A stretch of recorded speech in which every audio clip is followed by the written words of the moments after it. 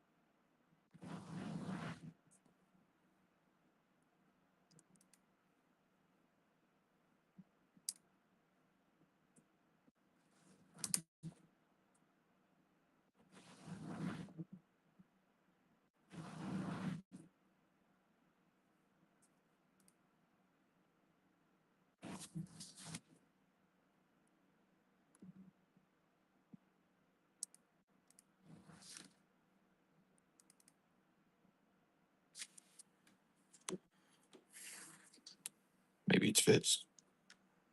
Maybe. Big BBD in the corner, snow all over the ground. It's not Tampa. played that game yesterday. And it felt like I just shoveled for 2 hours, and they're like, "Beautiful day, or let's play some baseball." And I was like, "You guys are sick. That's Jake, how are you? James, Davis, Ellie, everyone tuned in. Okay, like you mentioned, Snowstorm Century. It's fun seeing that. It's supposed to be in Florida. Mom's nephews right now, so I'm bummed out by that. And Jeff Blue to go eat bugs. I know publicly we usually try to stay on the fray on that, but my God, it's where we've gone as a society with customers. How to treat humans. I'm mad at the people who Jeff Blue. I thought about doing a gnarly little video last night. Pulled the change up on that. But I didn't want to hit that in the open. So outside of that, I'm great. I'm excited to yuck some Yankees. I like some of this stuff. And sometimes spring training we end up in the and it's spring training. Who knows? It's spring training. I don't know. Give me some new stances. And I do hate that we're getting a little too dirty with it. That we have like data on it. I'd rather just do an old school raw dog. I think his stance looks different. Now we actually have our guys' feet indicated. Yeah. But that adds. How you doing over there? Oh, yesterday the shoveling, and I'm like a snow shoveling enthusiast. I usually don't play. I usually enjoy it. I mean, just heavy, wet, 2 feet of snow. I went out there, and I was also tired, not feeling great. And I was starting. I was going to help. We go find some teenagers to pay. Yeah, you guys like. I think I'm going to walk to an ATM. You just sent a picture of your driveway. Just kind of into the abyss. We had a warehouse weekend this past weekend before this, and I think I was just hoping for inspiration or something. You really, I think you just said this blows. Like that's not awesome. It's not. I got someone that asked how much snow. Someone had asked how much snow did you guys get?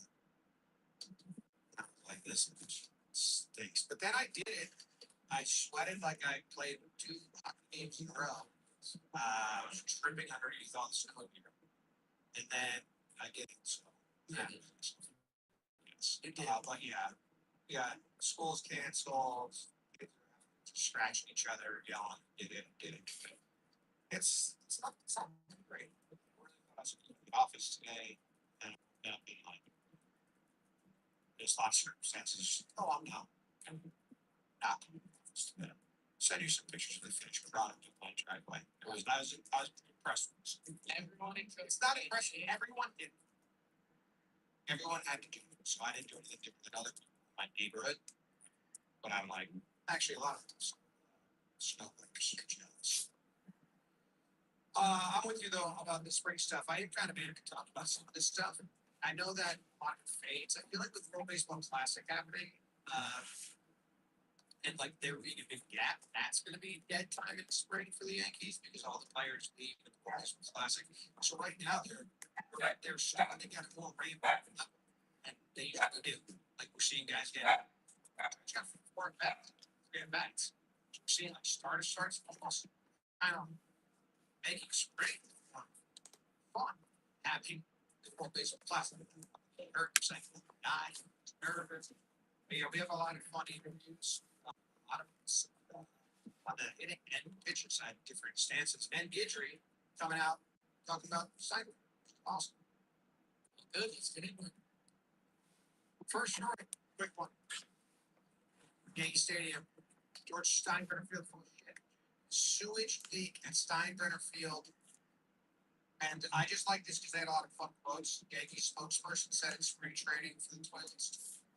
That's classic. When you can, you got to do it. Boone said, it's not great. It's all over the place. Life gets you sometimes. What's time off to enjoy. And then this quote from an unnamed player wouldn't put his name on it. It's a disaster. Yeah, I wouldn't want to be linked to that quote. You think so? No. Credit to the crew. They talked about it on the broadcast that they had the Steinbrenner Field. They had to work overnight to get it acceptable for the game. Even like they were going to the very last minute, the guys didn't warm up at the field, get warmed up on the side field, and then came over just for the game. So yeah, it's kind of it's a shitty situation. Oh, it happens. Yeah, Boone said credit to all of them for putting that shit on. Anyway, that was just very quick. That's like the groundskeeper getting into the show. Groundskeeper, everyone's favorite thing. Jazz is the biggest story, and I actually love it. I did a little video on it. We talked a lot about it in our house. He was chatting. Who wrote the article? Was it? This was Randy Mill. Nice. Randy Miller's doing a lot of good personality-driven stuff. He said that he is going to be the second player to go 50-50. He went 30-30 last year, missed a month. And then his quotes are awesome. He said, real life. Let's just be realistic. I got all the tools. I have the speed, power, the play discipline, the eye to play, and the defense. I got everything to accumulate 10 more seasons. Judge agreed. He said, yeah, he's a complete athlete. He's a guy that can dictate a game with one swing or even one play defense. And then he gave Judge a lot of credit, saying, Judge is pushing me ever since I've gotten here. I feel like I've matured. Welcome in. Just watching him at bats every day. Taking offers on all teams.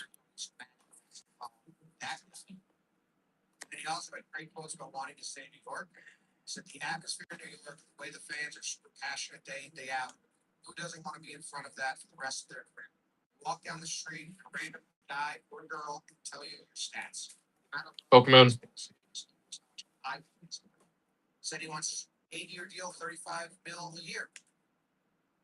I don't know. I think we're going to frame this up. Well, it's not to like. I mean, the 8 to 10 years he's asked for. It seemed like free agency went away from that list, but yeah, for me, it brought me back into some of our early offseason chatter. It's like, hey, maybe Jazz, go look at the best second baseman around baseball. Like, Ketel Marte, talent-wise and stats-wise, is the only guy that can put Welcome in. down. After that, you get into this tier of second baseman that Nico Horner, Bryce Terang, guys like that, who are very good baseball players, but like Nico Horner's a single-digit home run coming down his red and everything else. Terang has a few holes in his already. Jazzy's talking 50-50, and you can't. Welcome in. I mean, you can't, because one person's only done it. And Jazz, to do that for a full season was unreal. But he has this kind of talent, and yeah, dude, all the quotes, I know they hit it hard for you, but it's like, what should I say? Like, I'm aiming for 2020, like, but should I say I don't want a big contract? Should I not try to keep up with Judge? Like, who do you think I am? And his personality and who he is works with New York so well, or hasn't. I think when I was younger, I would have been upset about these quotes for some dumb reason, just because I was like a young kid and didn't understand life, or just had an ignorant mindset. But CC used to say the same thing. They'd be like, someone asked me how many games I need to win. Why would I say anything but 20? Like, then you got to answer the questions asked. Welcome in. I'd rather than answer the question asked than be like stoic or boring. I understand like this is an upset non-Yankees fans, and that's fine. That's entertainment. That like you don't want to cheer for. Other Yankees fans should just be like, all right, dude, go do it. Like, yeah, why not? He said last year he was going to win the Silver Slugger in second base. Then he went out and did it. We kind of had like a soft reaction. Like, okay, and they did it. So like, all right, you got asked to receive. That's our motto. Put it out to the ether, and then you're stuck with nothing but having to chase it down. He also knows exactly the home run totals for second baseman. Like in the article, he drops Jeff Kent's home run totals, and then he's like, he had 377. I know that, and drops, at 355. I'm at 110. So the article was kind of funny. To me, you know how Jeff starts. It's like, well, I hit 50, and then I followed it up with 50 again, and then I'll chill out at 30 a couple times. And he wants to be the leading home run hitter for second baseman. That's was kind of like his end goal. So Welcome in. Jazz was It's more like I picture of a Garrett Cole personality, like a guy out of goals, achievements, like an intense robot.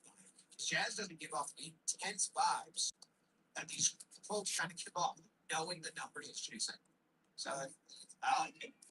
Yeah, and it's a funny mix of, okay, if you want to get mad at Jazz for being the quote unquote ridiculous athlete, like, oh, 50-50, like, no, but he's not that player.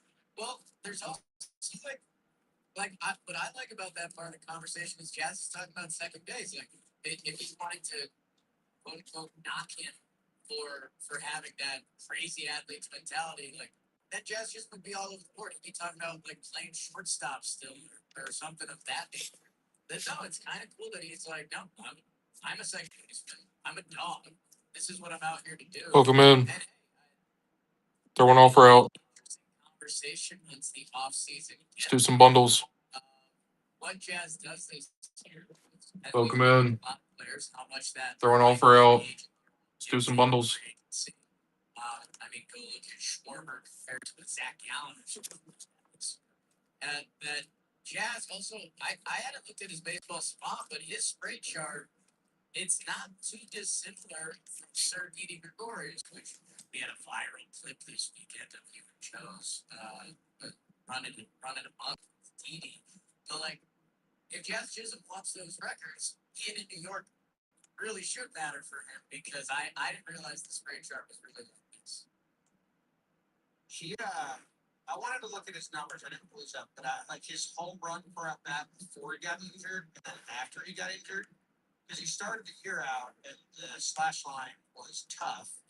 But I feel like he hit home runs. It was 7 home runs in 30 games, which is whatever you want to do on the math there. What, a home run for 4 games? Yeah.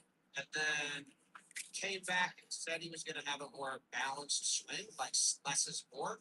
And the average went up a bunch, but did his home run rate change? 24 home runs in 100 games. There's some math there that's never been our exact strength. And I guess that will be the interesting part. If people dig these quotes up, Jazz were to have a slow April, because we did a whole thing last year that was like, oh, Jazz is 70% Jazz. He's playing amazing baseball. Then if he has a bad April, it'll be like, oh, well, Jazz is trying. I could do Cubs and White Sox for 20.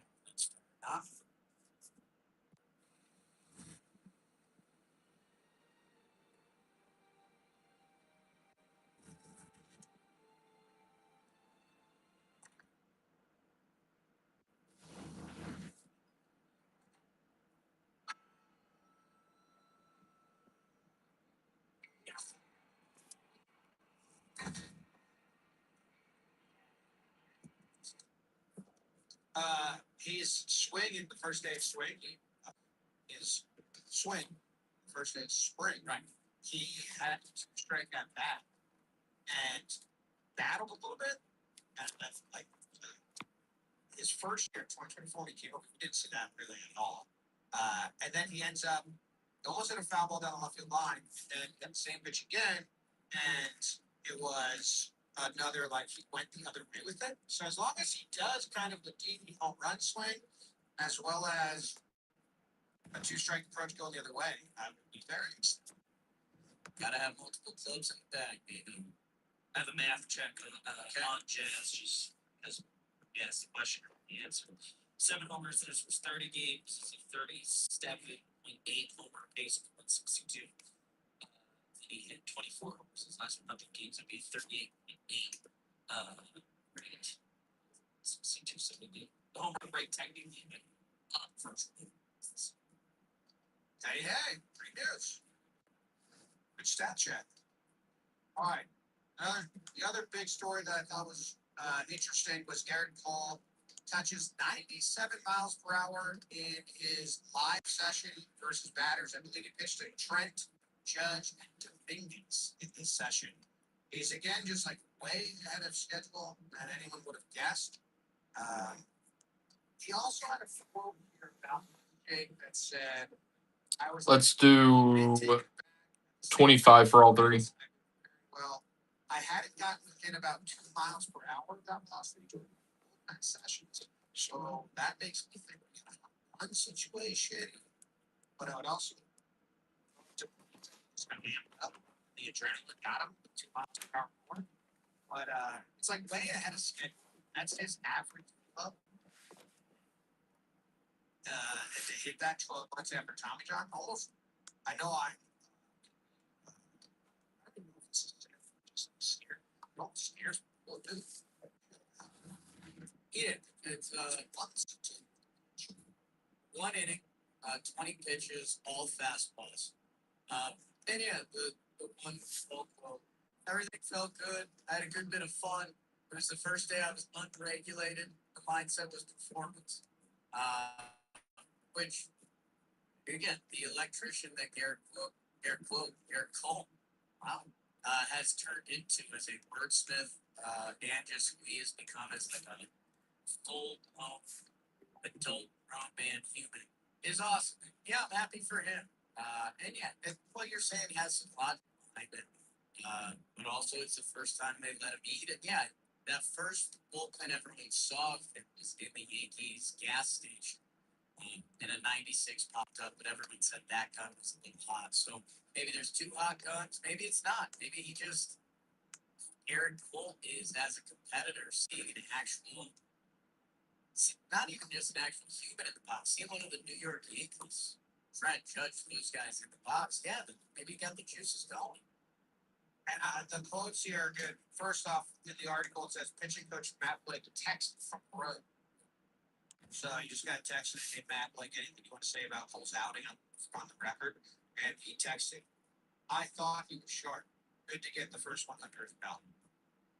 So that's just Did Matt Blake clarify he was on the road? texted from Coach Matt said, He been in his apartment? Like otherwise it feels like Matt Blake is like, hey, I'm on the road.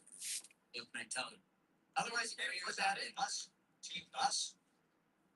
It's his location had to be known. Otherwise, you don't put that in. I think the writer, and forgive me, I don't have that from me. I think he's saying like, here's what Matt Blake said. It's nothing because he texted it. Because it's such a text update. You just want to say the road. That's what I'm getting hung up. Yeah, it's pitching coach Matt Blake texted from the room after the session. I thought he was short.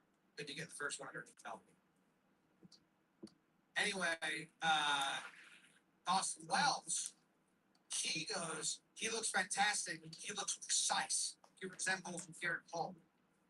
I believe he's already in full season shape and can secure outs right now if necessary. And that is too much. Boone said the last thing he wanted to do is push him around just because he looks like this. Can you resemble Garrett Cole if you are? Is that philosophical? Yeah, I think so because I think like last year Lucas Hill did not talk about him later. Like you were saying, Lucas Hill did not look like Lucas Hill last year. Okay.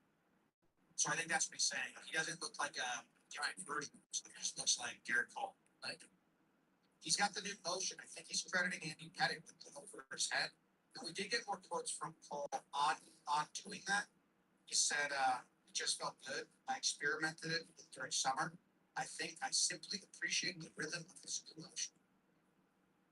See Boone's quote about like Boone's. Which one? Got quotes. Yeah, Boone's quote is Boone went like Boris. It's that about his new delivery. I liken it to a dive that dives off the high board and just goes in the water, making this splash. That's Garrett. I think he's talking about his motion. Like that. His hand as a person. Yeah. It's good. I like it for Garrett Cole. I think he's growing here. Yeah, he's more confident. If everyone's taking let everyone take the brunt of it last. Maybe like playoffs. Welcome in. It's the beer policy. I think it's ever Throw an offer out. we do kind of the reverse playoff hockey, like guys shave their beards for Yankees postseasons. We should find some stuff. I like when they would do mustaches. they were out to do. But Garrett Cole's voice and like boyish nerd is having a nice one. Matches his clean shaven face way down. Like when he was on the Astros with the longer hair and beard, I thought he was a different type of guy. Yes.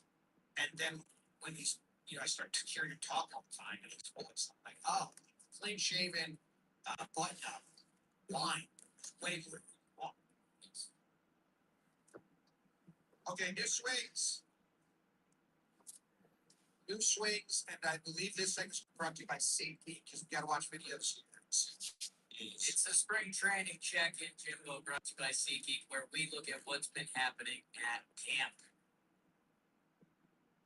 First one is Spencer Jones, who is now overhauled his stance for the third year in a row.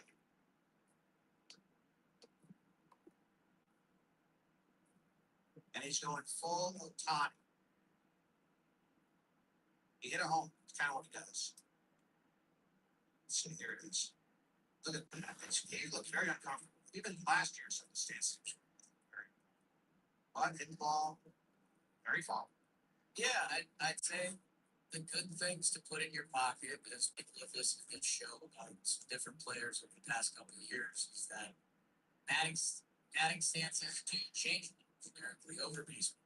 You need to constantly be tinkering with it because unless you are 1% of the 1% of the 1%, like we even see Judge kind of mess around with his stance. In this game, you kind of always need to be tinkering. And yeah, we have examples from last year, Spencer Jones changing his stance like 6 times a month. But yeah, you have to like that. In a way, it's a competitive side. Again, like Spencer Jones, he get caught up in he strikes out a lot, and I don't know if leagues like him and all that. Spencer Jones could also be like, hey, I like the most home runs in minor league baseball. What I'm doing actually works for me. But he's working on it, so that's pretty cool. And hey, if there's a guy that massive Spencer Jones could be copying, he said Judge at first, and like, okay, well, from the lefty side, it was beating Otani. Yeah, you copied Judge last year. He had the big late kick. And now even Judge was talking about this Otani stance. And what Judge said was like, I like that he's just prepared to hit. He doesn't have a big late kick to worry about. It's straightforward. The foot's down. He's ready to take action, ready to start.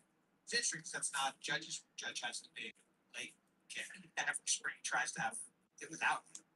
And then usually never takes it the season. But we were talking to people within the Yankees, kind of were like, Jones is a different body than Judge. You can't copy what Judge is. Jones is more like that wide shoulder body, which is more like Otani's. And then they asked Johnson, he's a big person to copy. Yeah, and it's I don't know, this is backwards a little bit, and I think it's very fighty. But I've said this before on the show that Judge is an amazing contact. Against batting terms, he uses his massive frame, and it's like, hey, if you make contact, we're good. But yeah, it'll be interesting to see Spencer Jones' evolution, and as guys do lead for the WBC, how crazy does the Spencer Jones hype train get? Or I mean, something just track as the season goes on. Like if him and Dominguez are triple A, they're both batting all around. That's going to be something that we haven't had a long time. Like prospects we're really familiar with killing it at the AAA level. Like when was the last time we had that? I don't know. Paper? Drury. Drury came to mind. That's the crazy part. Like normally with the way the Yankees handle their top prospects and the lack of availability on the Yankees roster because they trade for guys signed for agents, that doesn't happen. So that's going to be an interesting. Hopefully, it is an interesting. If you're deeper into baseball and you like looking at more of the numbers than the data, what you need to look at if you're trying to evaluate Jones on yourself is his in-zone contact percentage. That's where the home run count numbers are amazing, but the in-zone contact last year he was in the 70s, which is is basically Joey Gallo from Smart. It puts him in that style player, and those guys don't last anymore in the league. And no one really wants to give a chance. So these new chances of getting ready to hit is like it bumped up a little bit towards the end of last year, I think. But that's the number they're looking at because yeah, the home runs are nice, but if pitchers can reach in the zone, triple, they're going to get absolutely destroyed by pitchers in the big league. So hopefully this leads to that because that's what you said. Like Judge is a good contact hitter. Like he swings the ball in his own. Yeah, that's I don't know. I was laughing. There's a big college basketball story. I don't know if this has gotten to you yet. Derek Peterson, who's like the big expected for the draft. He's amazing. He's been like subbing himself out of games and not playing and stuff. And it's like, what the hell is this? That he's getting out compared to Ben Simmons because he's like the only guy that ever got some good stuff like that. Basically, that's one way of saying like you get to the minor leagues, you get to college basketball. Before you get to the show, that's when it starts. So like Spencer Jones, if you're someone that's writing the book on him in either direction, A, you don't know, and hey man, maybe he controls the pen. Like if he can make a little more contact, like what he's done in the minor leagues is very impressive. Yeah, and Scout said show that he's actively trying this. Another guy that's overall in his swing and actively trying things is Jose Caballero, starting shortstop. Will be on the IL. He's trying to swing faster. So he went to drive line. He didn't go play winter ball. He said he wanted to come in season fresh. His approach, he had one of the slowest swings last year. And he doesn't want that anymore. He wants to get his bat speed up. I don't know. It's like a good thing, but also his skill does be pesky and fighting with the ball in play. But you don't want to fully train this. This is kind of what Volpe was supposed to be this, but then he was like, I'm going to swing as hard as I can, and then it didn't work. And hopefully Caballero has the ability to raise his speed, but still not lose his average in our baseball. Yeah, it's funny looking at his Yankee stats. It's clearly a smaller sample size, so you can't really do it.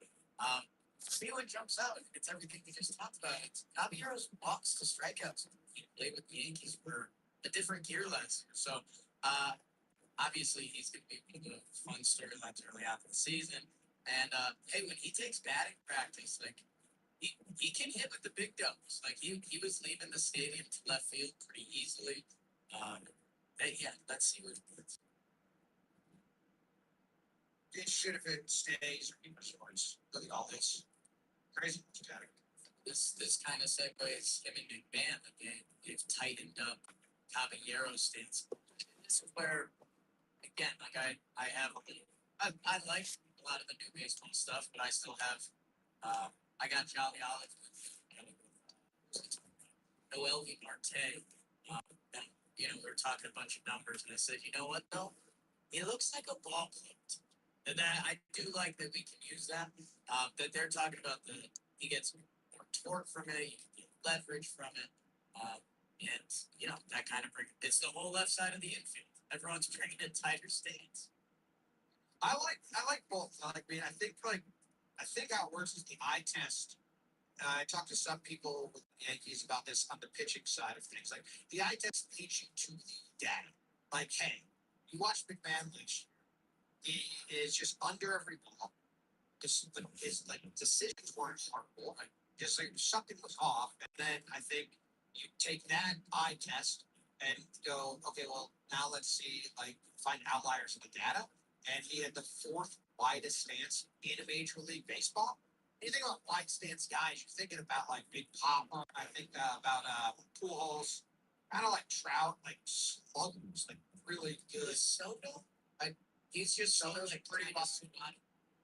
But I think it's wide. I don't know the data on it. The eye test tells me Soto's wide too. Really, really good players. Yeah. Some of the less poppy players that kind of are small. Troya, like because they need to like throw their body into it more. So the big man, he said there's plenty of video of me in the past where I'm not nearly that wide. A lot of better things are happening in my swing. Things that I've done in the past that I got away from. They pointed them out, and we worked with them. So the Yankees like gave him this info, and he's been open to me like, oh, okay, cool. So trying to find a way to do better. James Rouse said he's positioned more robust to consistently drive the baseball. I don't have a visual of that. When I read that quote, it's positioned more robust. And words in my brain trying to visual. I've never seen a hitter in like layup. Is that round? Like rounded? Big trouble. Like you would think that would be what they're trying to work out of him. Just given nature. Short, so strong and healthy, but vigorous and coffee. Well, strong and healthy. So that makes sense. Yeah. Do you have a picture of this? I wish we had like what the regular season company had access to more cameras and stuff. That like I don't think this would train broadcasting, which I think that impressive to still we have.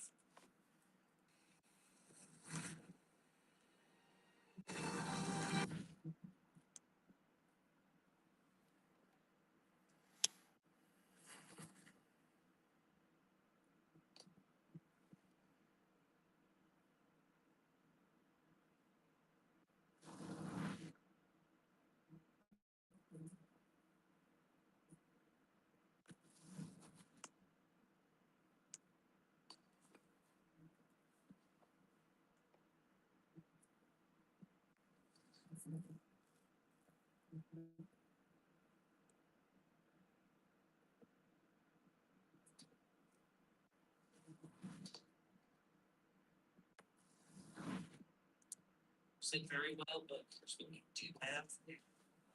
They're bad, sad. I don't know why.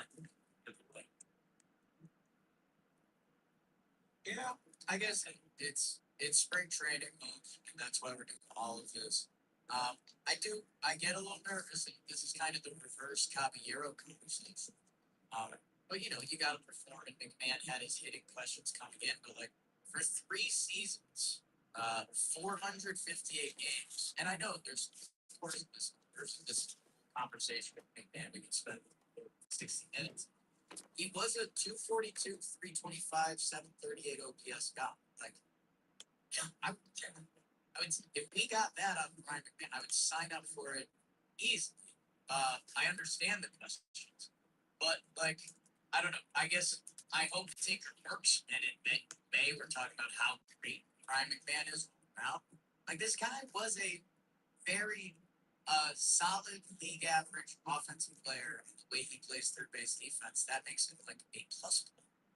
Yeah, well, the way I'm reading the quotes are the Tinkers are saying like, "Hey, dude, you've had stretches where you hit really well. I think your stance is smaller."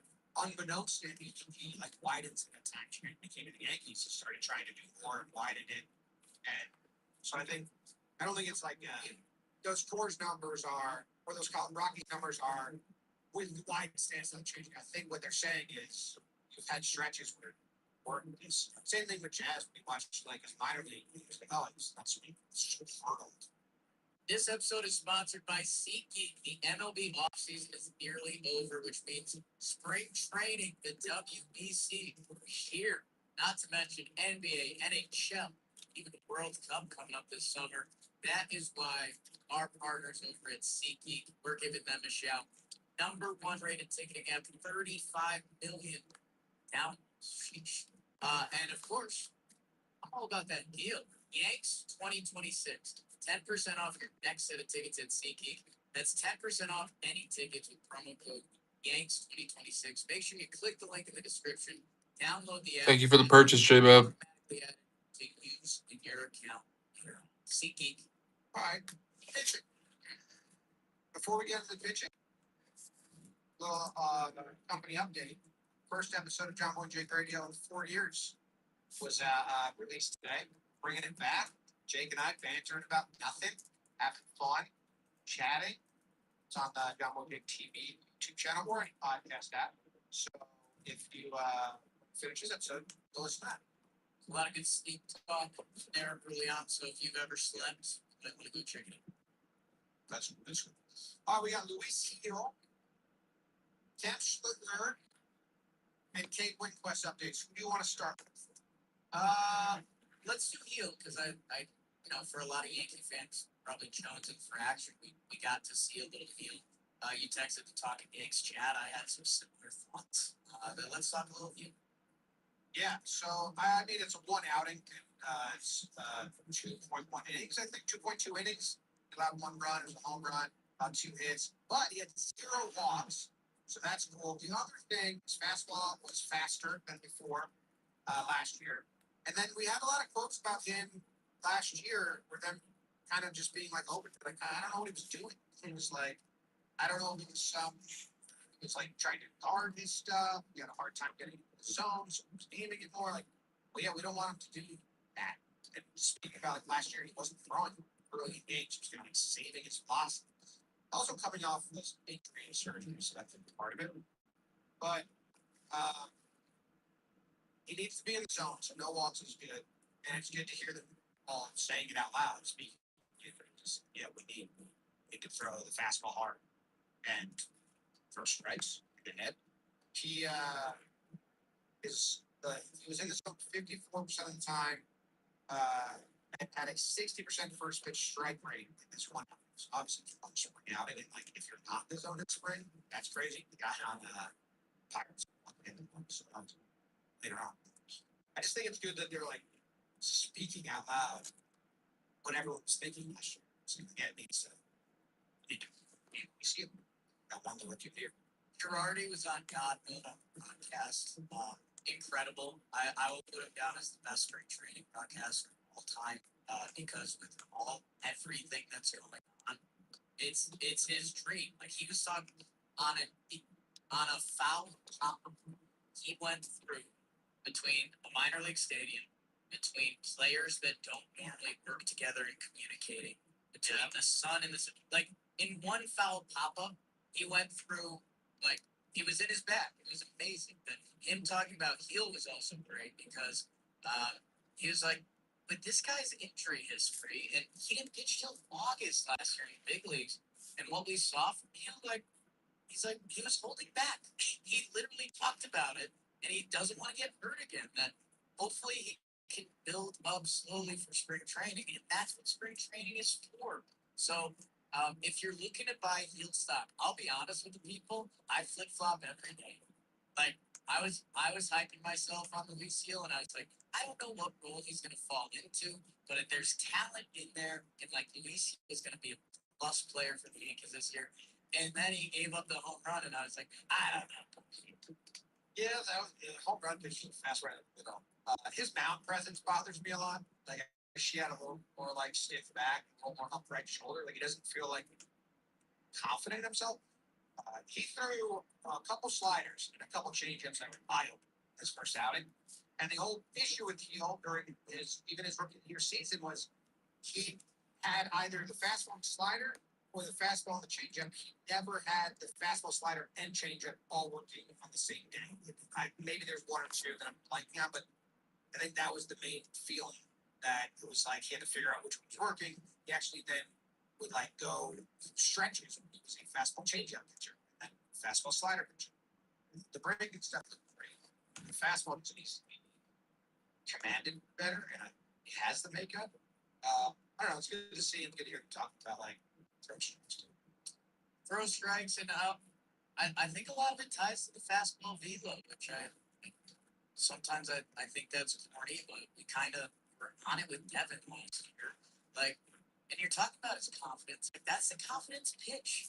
Like Luis Heel is in a let me bang sliders and changeups all day. Like when Luis Heel came up, God bless me, is tattooed across his throat. Was it him or Dominguez that was wearing purple because that's like the color of royalty? I think that was him. But like maybe no royalty wants to do throw 98 actually, and you can't hit it. But I'll be interested to see if he ticks up by the end of camp. I'll be all in it. Same. He's going to be in the rotation, barring injuries right now. Like, it was amazing. Paul got hurt in 2024. They won Rookie of the Year. Yeah. I'd love to feel confident there's purple glove.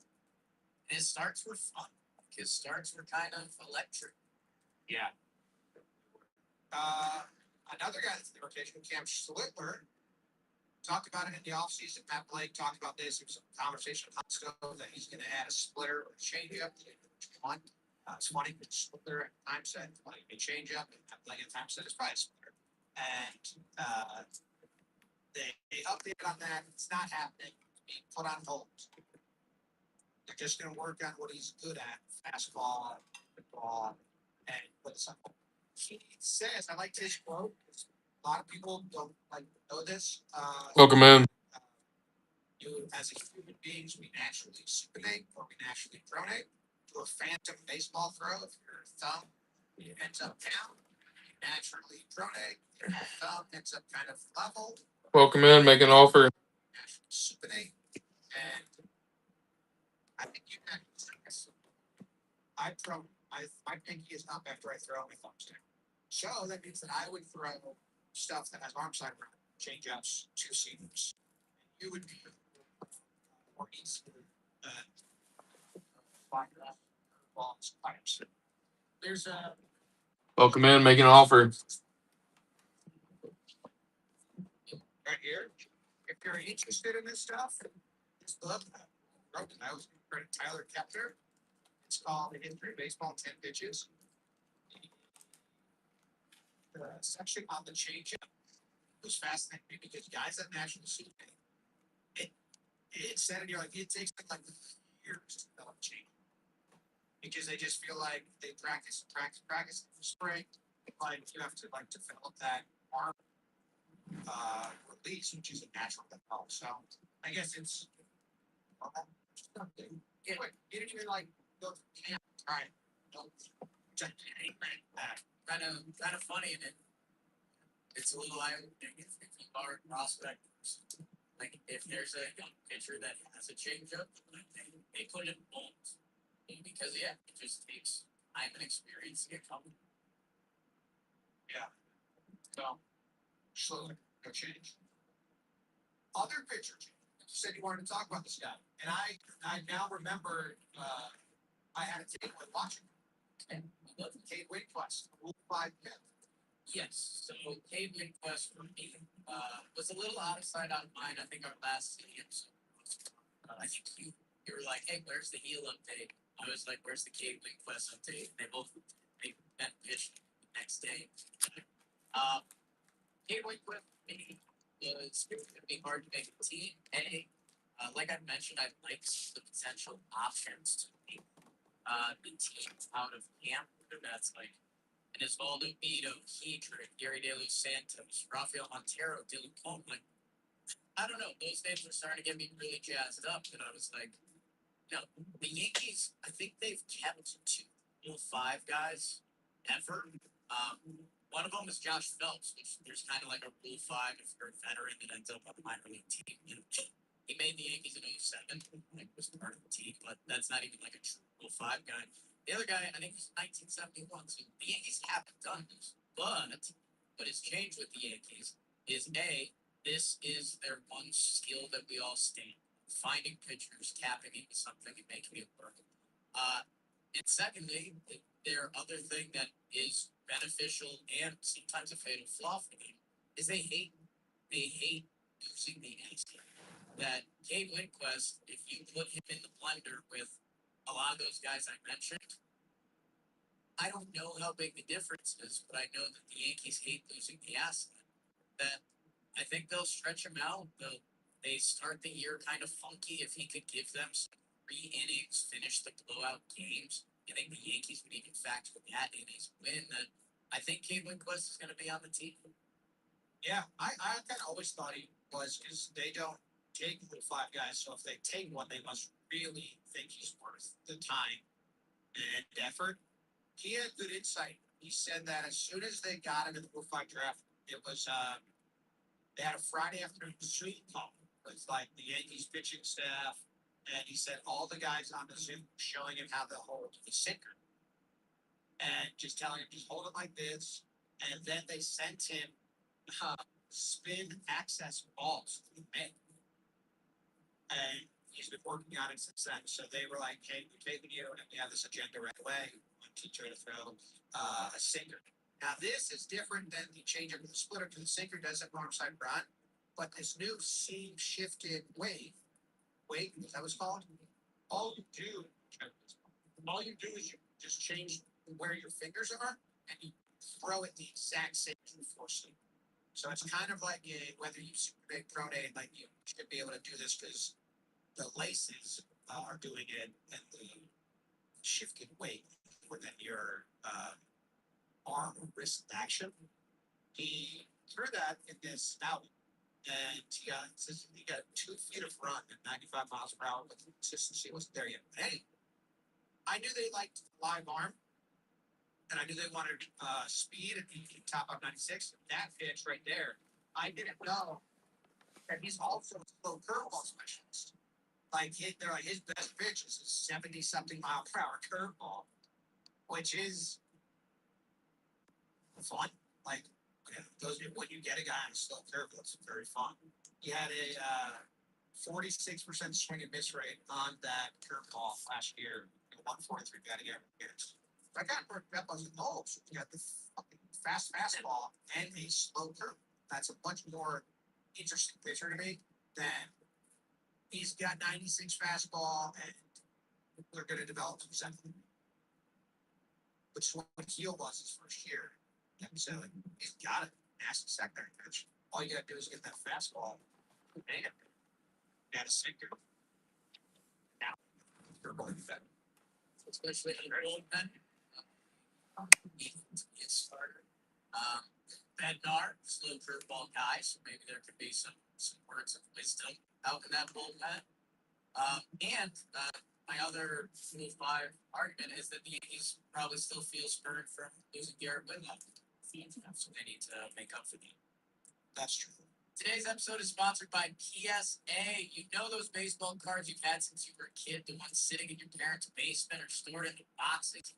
You move around from house to house. What if they're worth something? Stop wondering and find out with the help of PSA. The PSA app, you can quickly scan your cards to find out their estimated market value. Then you can ship them to the hobby's #1 authenticator to get them graded and ready to sell from there. Sir, DEA. On eBay, accepting 0 fee cash PSA partner offers on eligible cards, or storing your items in the PSA vault. No taking pictures, filling out long Still in here? dealing with the potential buyers. Just one app and one shipment are all it takes to go from sitting at home to graded and listed for sale. Step up to the plate and turn your cards into cash with the power of PSA. Head to the link in the description and use code YANKS25. $25 off your first grading submission. Terms and conditions. Okay, your segment is called what did I call it? All the things they said.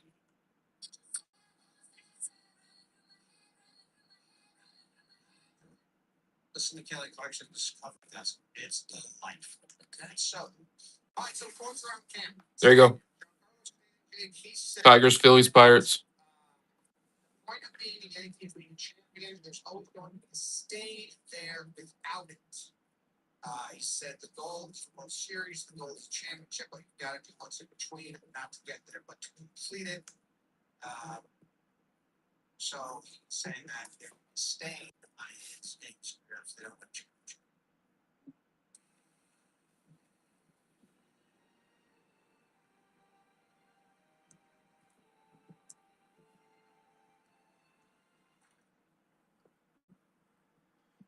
Chase had to honor that one first. It was requested first. If you want anyone else with the Angels, let me know and we can work something out.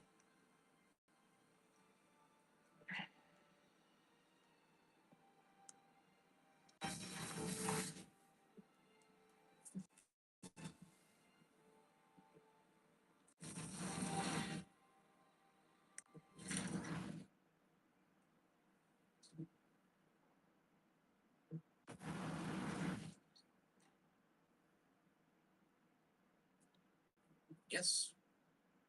Gotta win. Gotta win. He also said he's ready to go, excited for productive work this spring. Solid build-up. Elbow discomfort isn't disappearing. It requires ongoing care. However, it hasn't prevented me from doing work. Also, hasn't played, and we keep saying they're going to slow play him. I think also when the WBC guys leave, there's just so much available slots for Sanders to get in there. So that I went like ridiculous. Trent Grisham talked, and very interesting. Is Trent Grisham doesn't have this reputation, I think, amongst fans. He's so cavalier in his big sleep. But he said that the reason he took the qualifying offer wasn't because of money. It's because we got more elsewhere. But the elsewhere wasn't interesting to him. He said, "I want to win." That's what the driving factor was. I'm a firm believer of playing this game long enough. The money takes care of itself. That's never the biggest factor. And he went on to say, which that's like, Yeah. Yeah. Then he went on to say, I did my due diligence and saw what was going on in the market, but at the end of the day, it's about winning for me. I felt like this place really cares about winning and wants to do it every year. The guys in the clubhouse are very talented, have that focus, so that's really what drew me back. I love the guys that wanted to come back. And Cashman said, well, at this point, the 22 million looks like a bargain with the free agent. Got away from everyone. But I will say, we were predicting where Trent was going to go. It was time. We're talking about teams that had, 95 plus aspirations or realistic goals or something. And I'm just whatever. Teams were like, hey, I can see the Reds. I'm not shots fired, Reds and sorry. The Reds give me 4 years, like big deal. Like making it their like big signing because of the numbers he just put up. So I do believe him. If he did due diligence look around the league, who's going to give him the contract? I don't know if it'll be that. Yeah, I'm hey, Trent said all the right things. He just did a stain. Said be a stain on his resume if he doesn't have a Yankees championship. But Trent's saying the right stuff here. I think you are too, and I don't know. Like I'm looking at the players in free agency, like all the guys that got more money than Trent Grisham are guys in a different league than Trent's been in. Schwarber, Bregman, Alonso, Bichette, Belly, Tucker. The only guy that's kind of in a similar, like Jorge Polanco got 2 years from me, which hey, that is a lot more money if you just think of it that way. That yeah, I like what he said. Again, there's a Yankee Stadium argument for him, for his final numbers. Honestly, he said, I thought lean on more of a place that you have success in baseball. Or for the first time in Major League Baseball as a hitter, he had the success that he probably thought he was going to have his entire career. That for me, that would be more important. For everything in his individual, trying to time free agency right. Yankee Stadium, line up behind him, getting coaches, the whole environment. I would want to run that back at my chances. A massive if that's together.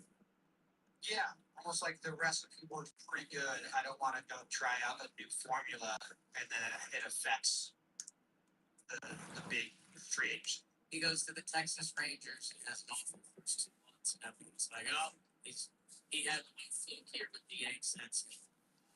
I wonder if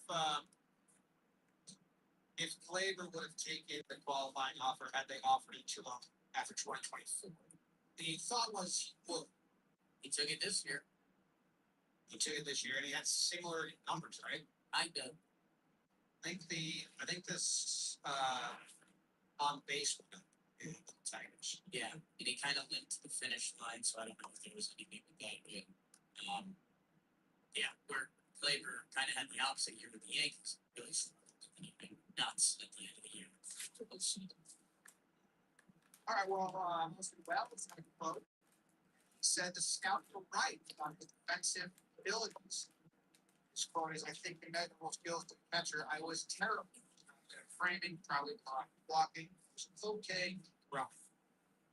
Boone said during his first call in September, some expressed concern about potential challenges by the play, however, he more than helped zone, press. Wells, and then I like these on the offense. Luna has always been tougher on Wells than other players. Like they're the same person, but like as much on Wells. Like he said, I expect much more from him offensively, and so does he. Like that. Padres and Rangers. Yeah. Yeah, I think we've started to get in that area, but along the way, ever said it, they also said that on the broadcast, and they have said that because we saw Austin Wells do it for a summer, and it felt right. The at bats at times still do feel right. What do you want to be at? First at bat, I watched, or no, it wasn't the first at bat. Caballero hit like a good fly ball to center, and he was super frustrated. And I was laughing at the Yankees minor league that had for probably the past 5 years has put that in 12 for Padres and Rangers. But yeah, the Wells defensive stuff that kind of ties to that gibberish I was saying about Spencer Johnson. Like, okay, you got to this point, that's awesome. But like, yeah, Austin Wells had to work his ass off to become a good major league catcher. Well, and the Yankees have also always been good at coaching and catching since Tanner Swanson came over. They have a reputation. Like Trevino came over, very, very, very catcher came over and still got better and credits the Yankees for like pushing people for him. So that is a skill that they have right now. They can develop defensive catching very well, and they can develop pitching very well. Like that's been recent last 7 years or so. Hitting still yet to be seen. There you go. Padres and Rangers. Jazz. So there's like 11 time games like we saw Tanner Swanson in spring training. He said, "Hey man, a bunch of my buddies said me you do my voice with an accent." I panicked. I had no idea what he was talking about. So I assumed he was talking about the Matt Blake impression. Southern Matt Blake. So I did Tanner Swanson, which by the way, not bad. But he did a head tilt, and then I did a head tilt. No problem. And then later in the conversation, bring it. Aha. Whatever. Wellesley went 1 for 3 as a catcher on his ABS challenges, and 2 of them pretty bad. So I know that Boone has them over challenging, and Judge has them over challenging. He burned through them by the 5th inning in that game. I wonder if they're telling Wells just challenge more, but that's good. Your catcher needs to be good at it. The statistics show minors that the catcher's receiving ball is the best percentage of overturn. Like he obviously you should know he's better than the batter. The pitcher's head is still on his steam and the whole way. So tough start. I think Wells got one right as a math. He got 2 wrong as a catcher and everything. 2 inches off. What? Yeah, and it seems like early on this spring training, there have been a couple quotes about it that almost the Yankees are using a method of like hide and let's try to hone in as spring training goes on. But I think they kind of want like, hey, Wellesley, if you think one is, even if you think it's a little off, why don't you challenge it and let's find out. Let's work on that as a skill in spring training. So one way to go about it. Let's see how it works. And I have good news. I have good news for the people.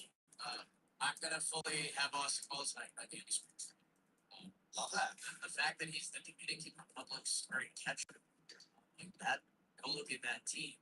The fact he is solid defensively, and the fact he's a left-handed hitting catcher, like I shouldn't get mad that he doesn't have a backup. And I like the player. I like the player, and he's just gotta. You gotta do it. Gotta do it. Turn on the ball. That's what I said. He like one more second, maybe 2.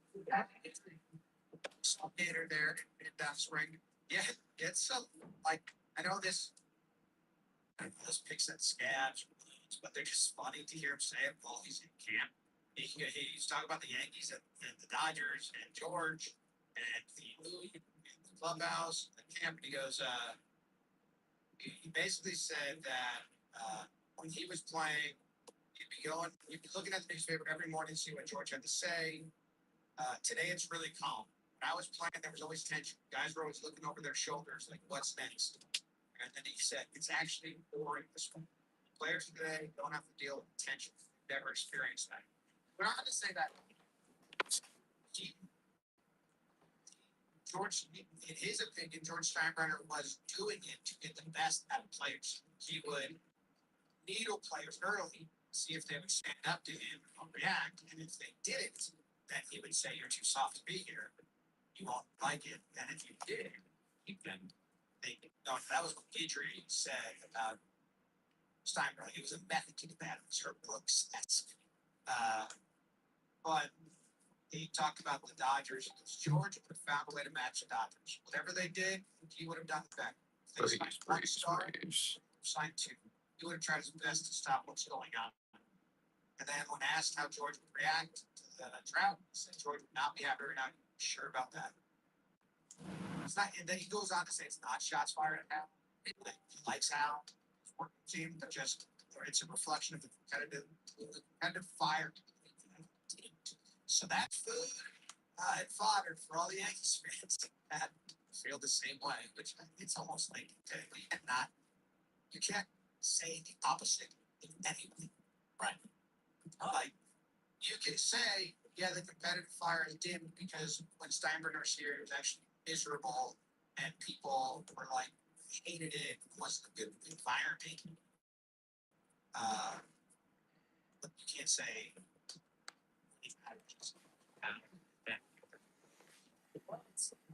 our weird spots and some of our points. We've tried to depict that statement, and obviously it's tough because in that statement you're saying you don't care about winning as much. And right back, it'll be like, do you think you don't care about winning? Like, who do you think we're trying to do every day?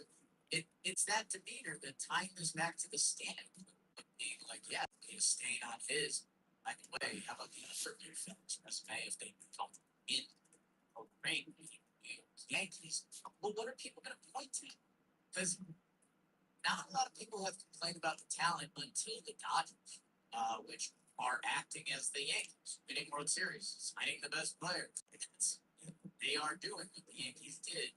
But yeah, that has been in the back of every Yankee fan's mind that lives through the George era. That you and I, we can talk to some coworkers in the office about how, like, a couple of them were like, is George even that like beneficial as part of the run? Like Gene's Couple taco cards. For bringing the talent in. And like people are like, all these homegrown Yankees, that's when the dynasty was really the dynasty. It's like, oh, you can get corny with it if you want, if pressure makes timings, but like they're saying, like that's how impactful George was. Like every day looking for a quote or you wondering if he was going to shoot your ass out for like a single play. And the Yankees are so the opposite of that. yes. I mean, just note on George, like the bad part about it, but also craziness to him.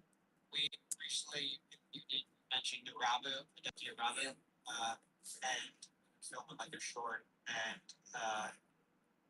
the famous quote George Steinbrenner called him, that word, fat pussy toad. This is a quote. It's a quote. So George Steinbrenner called him. Now, we looked up someone in the office who didn't really say that. I was like, that's exactly what he said. So, we Googled it, and do you know context around when that quote was said? It was because he didn't cover first base in the spring training. That's what I'm saying. I think that's the first time those kind of words have been used together. I don't know. I FPT.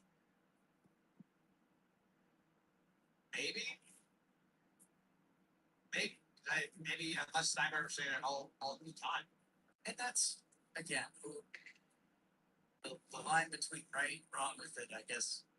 But should you be calling people that if they're not covering first in the spring training set? Maybe not. I don't know. I guess on the other side, if I slightly don't defend that one, then on the other end of the spectrum, when Boom doesn't go at, doesn't say anything about a player making a mistake in a game that matters, I think that's problematic. I think both are problematic. Yeah. Yeah. Trying to find the. There's boards. Well, there's those boards came out of it. That's pretty cool. He said he looked like that. Plus, he told out there not covering first base. I mean, we're fairly deep into the frog ecosystem, and that's not like a genotype or a phenotype I've heard for the frogs. Or done. It's crazy. Jeff Kent, who talks shit about A-Rod. I mean, the audio of this is funny. I don't know if that's a good awesome mix. I don't really love it. It's Georgia podcast. And now Jazz is coming for his home run. Yeah. Keep talking. Your size hard on you. And you survived it, but I think you got banged up. I did.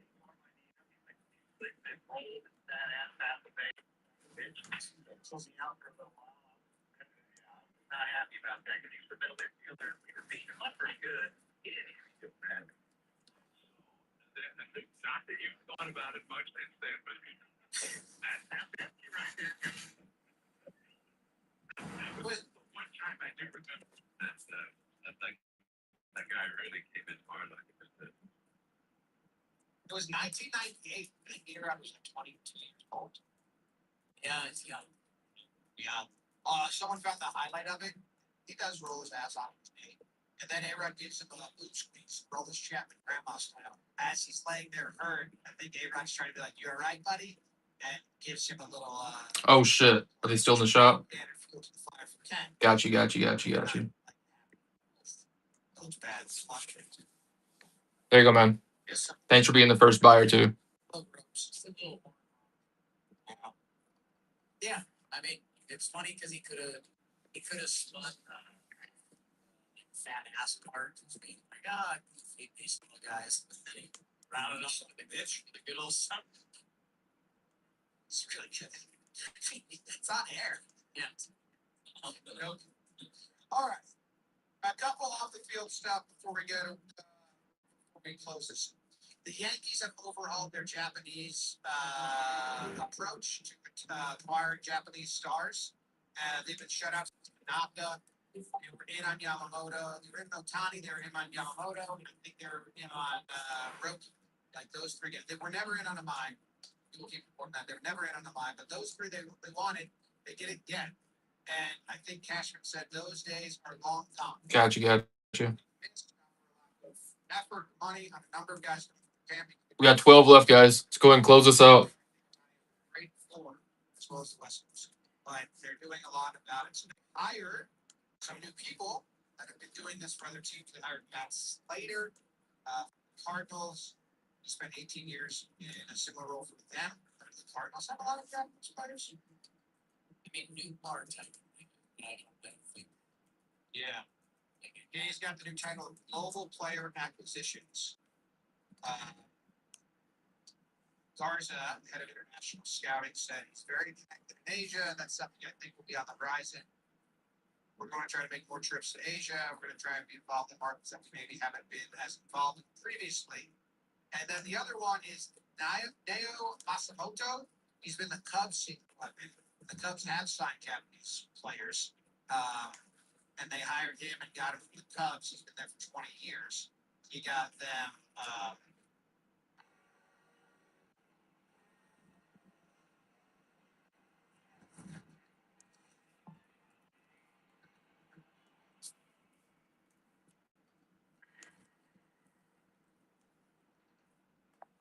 There you go, J-Bad.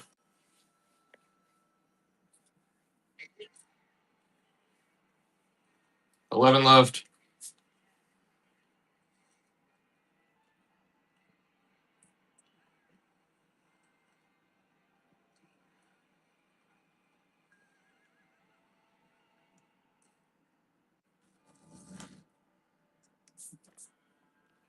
If anyone wants it, I'll do Diamondbacks and Showed it to Naga, and I think because what Darvish from the Cubs, he got really from the partnership. Diamondbacks, Marlins, Japanese players are a huge market, not only in talent but in like and Rockies for 15. It's 3 teams: Rockies, D-bats, Marlins. Tanaka played, and like and that's also a business side of the Oh. game. Get us, let's get a guy. So Why is if that? that comes to fruition, I wouldn't expect it to in a couple of years. Yeah, we'll see. Shota and Seiya, both free agents after this year. So that could put that in your back pocket as well too. And yeah, the Yankees are losing on this, so they needed to change their game. They also did all the international like stuff in the DR and like all that part of the scouting. So they overhauled their international scouting team in all aspects of them. I think. Good for them. This one's very quick, but there's a good article on Andy Pettit being in camp. Garrett Cole doing the hands over his head because of Pettit. Pettit's the pitching coach for Team USA, and there was just like a buzz about him, really leaning into coaching. So I don't know if I think they're trying to say there's a buzz about him returning to coaching. But I don't know if he wants to. I think he likes what he's doing. It's nice. Yeah, it'll be really interesting. He a couple combos we had. No, it's not. He's not a figure. Like he is a pitching coach in part of this organization. I don't know, but I would put in the other thing to put him back in everyone's heads. You just Google this, and the internet's weird. And I admit that. Andy Pettit's kids' ages, his now youngest is 20. So I don't know, man. You start getting the empty nest. I don't know. We could see that role pick up, and like it genuinely has been a real not Andy comes in Andy visits the team for a day, massages shoulders, and says pitch with some new stuff. Like he's actually. Yeah, he's checking me in on him. Like he was like really in it with Free, obviously, throughout the course of this season. There's been articles. So that's awesome. Yeah, it's John Sterling had a heart attack. That's fine. That's not your words. No, I mean John Sterling has a very funny way of talking and delivering. He is doing well. So scary news happened in January. For this situation, you're not here to select. It's kind of what it works. I think people know there isn't any reason to hide it. At the beginning of January, I had a heart attack, and that's fine. The heart is fine. Sometimes it affects your legs, and it affected my legs. So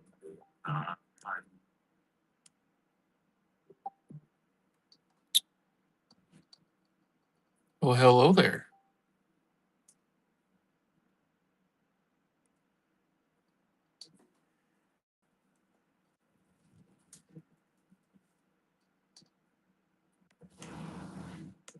It is Tuesday, February 24th, 2026. This is another off-season edition of Baseball Today. That is my intro. My Chris Rose production day along for the ride as well. Yes, I have a very different setup. I am not I'm not doing like a singing audition or anything or recording any tracks, but I am teaching at Butler a few days before the NFL scouting combine, so I can sing Brady, all that. It's been fun. I feel like you're back on college campus again. Yeah. Just living vicariously in Brady. I love it. I want to come to that too. I know. If it wasn't so damn cold, it would be great if you're in Indianapolis. But it's a lot of fun, and I've met with a ton of really bright, interesting kids. And I would tell you the best. They are. Class I go into. So I've done 2 classes. I did a club last night. I had a lunch meeting with some people on day 1. And so I probably met with 100 kids, and I asked them to raise their hands. How many of you know about John Point Media? And virtually everybody knows. So, in fact, before we started today's show, one of the kids I met with during office hours, she's like, "Do you know Dan Rourke?" I was like, "Well, I know Dan Rourke because I've been a Yankee Evans fan ever since I was a little kid." So I was like, I had to bring him in. He met Dan before the show and everything. I was like, oh. You had to take a back seat to our little Dan Rourke. That's fine. I'm happy. I'm happy for Dan. Like he's a young, developing guy. He needs that confidence. Hopefully. Yes. All right, we've got a tight ship today, so let's get to it. Start off tip of the cap. For those of you that are sports fans who just love our country, what a contribution to the Milan Winter Olympic Games. It ended with Team USA scoring the golden goal in overtime to beat Team Canada. And George Springer, who of course plays his home games in Canada these days, and rub it in, wearing his jersey. He's screaming at the top of his lungs. USA, he actually took a live BT in a Team USA. Just trying to get this full. I mean, I love it too. That's because there's nothing better than beating Canada in hockey. But like, is he losing fans out there to off or what? You know what? First body hits him back. They're taking it. It's tough. It is tough. It is tough, and people say, well, it's not real hockey. 3-on-3, I understand all that. But we know the rules. We get to overtime. It's not like we sprung it on it. So Canada dominated like the last 40 minutes of the game and still couldn't win. You know, people, a power play that, all right, anything, it's not a hot game. It's hot, but whatever. So now let's get to it. We're international play, but on the baseball side of things, World Baseball Classic creeping up on us. 2-time Cy Young Award winner, Terrence played a little loose at first ball on Monday. He was back at it against Minnesota Twins, and I know it's only one perfect guy. It's ridiculous. 4 strikeouts. Oh, fuck. When I first glanced at the Tigers, the bigger news, though, is that Scooble's going to be one and done for Team USA. He's going to pitch. Oh, shit, dude. He said, I can do both things. Trying to pitch for Team USA, but I understand the need to be here with these guys and get ready for the Tigers. I think it's kind of the best of both worlds that I have. And I'm grateful that they took me in that capacity. Scooble did add that if they go to the finals in the World Baseball Classic, I'm going to lobby to just go look at the guys. Some people have criticized, saying, did you get what Team USA did? Don't you want to be a part of that? What say you? I don't love it, Chris. You know, obviously, I want this guy to pitch for Team USA, but I completely understand. I know we're riding this high, this American pride. WBC is awesome, and the best case scenario for any team would be to have start every single day. And we have to think about where it is. Okay, like very few people can make it to free agency. Okay. Forever. Get drafted by a team and control of you for like 6 years before they have to put you on a 40-man roster. Then you're on the 40-man roster. You have 6 years until you get to choose your 6 more years until you get to choose your future, like where you get to go, where you get to sign. So like we're talking about anywhere from 10 to 12 years having no control. And I think he's realizing like this is my platform here. I don't really want to take any extra chances. Him going out already, he signed up for Team USA. I was pretty surprised, just because of what was in his contract block here. So I got my hopes up, but I completely understand this. And not only that, Chris, but not only is he in this platform here, all this 10 left. He does understand this is probably going to be his last year there. So he does want to win with these guys. He's got a lot of stuff. Let's close this out. 10 left. I'm not disappointed. It does make me a little sad. Like, Say this. Yeah, I love watching Terrence pitch.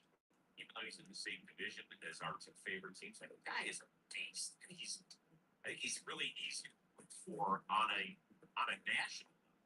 I think he's a guy that you would like. The United States would get so much behind him. But with all that being said, I want somebody in the comments to Well, let's close this out. he wants it to stay. So he wants to make a start. I'm sure he loves being around Paul Keens, Logan Webb, and Aaron Judge, and all of the guys that are going to be Bryce Harper, all the guys that are going to be playing this sport, the guys that he doesn't get to interact with on an everyday basis. Like, I think he's going to have a little FOMO when he pitches and then goes back. I think it really is. But at the same time, I want somebody to explain to me why he'd be upset. I think disappointed is okay. Like, oh man, I'm kind of bummed that I don't get to see him go out there and throw for more than one. But you have to just take a big step back and understand the big picture here. There is no perfect time to play this tournament. There just isn't. And so whatever you get out of certain guys, if it's one game, 8 at bats, White Sox and Braves. Let's look. Also, if this was next year, he already signed. Braves, Sox, and Just safeguarding himself. That's fine. I promise, like you put yourself in his position. I think you see it a lot. If there's someone that's telling you he's a baseball. Look, there's 17. Steve Peterson in this term. It's nice. There's plenty of people who are on the team already that can step up. And hey, a few that I'm sure are happy and say, "Hey, I want a shot at this." So the one thing that I thought about right away was, if you're team great, like your kid, you know, in one game, you're bigger than this one. Like that's tough. Did I read somebody put out on social media, and I apologize for not remembering who it was, and said Clayton Kershaw is going to lead Team USA at innings pitched within the World Baseball Classic. Just go. Like, it doesn't matter. Running that guy into the ground. What's Over here. Web is still all skiing. My guy Joe Ryan, I think, is out from the WBC. I don't know if that's been announced yet or not. He hasn't told me. Breaks news. I did it. I really tried to skip this first stuff. Like a minor package. So, Yeah, well, that's good. There's no pitching problems in Minnesota these days. yeah. I feel so bad. We haven't done a show since they announced having surgery. That stinks. Really one of the big guys in this game. And selfishly, from the Minnesota standpoint, there's very few things I think to look forward to pitching wise with that team. He and Joe Ryan are two of them. Really stinks. That's horrible. All right, let's move on if you don't mind. Pete Alonso. Guy may have gone south I'm gonna put it in the store. this offseason, but the former bet, he's looking right at home. Something the last 6 years. It's in there.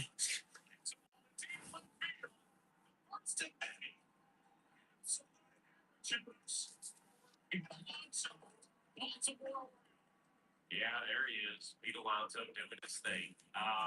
He's already hit a few bombs, and apparently everything is great. Like, he's watching every teammate's in bat. The intention of, like, a hitting coach. Like, everything has been great so far. But There we go. like Harold Stronger had something. 8 left. Let's Close this out. He said he could have broken all the records, been on top of every offensive category for this organization. And sometimes you don't see that and realize No problem, man. pick up just like I did and regret you didn't stick where you're at. Does Daryl have a point here or not? No. I think that there are a lot of people who asked the team drafts in the state of the early probably saying apps. But as you get into an organization, 8 left. I think there is. I still want to makes it this state organization the entire time. It takes 2 to tango. I think that's kind of like the situation with the PA and the Mets. And last year he sells for 1 year.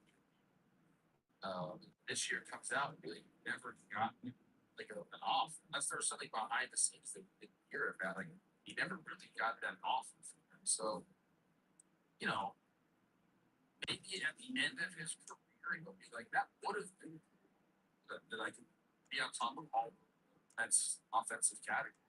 Yeah, like it just didn't work out there for him. We'll see. Like, I haven't been Alonso playing for a very, very long time. And Alabama stays in Baltimore. We'll see. But this guy is going to be up time, so we'll see where he ends up. If he does end up, that's from the back end of his career. But I don't think Daryl really thought that enough because, again, it takes two people to.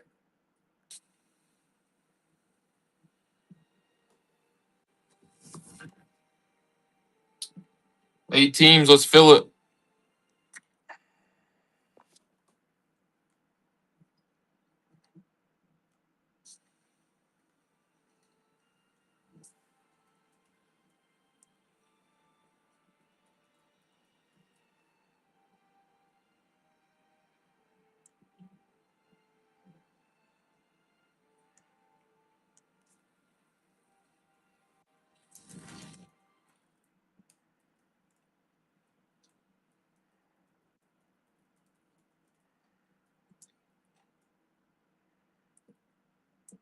Well, so he did kind of add in this story, I believe it was in Mike Berlin, where he said that he believed it was a combination of the club and Alonso not working hard enough to get a deal done.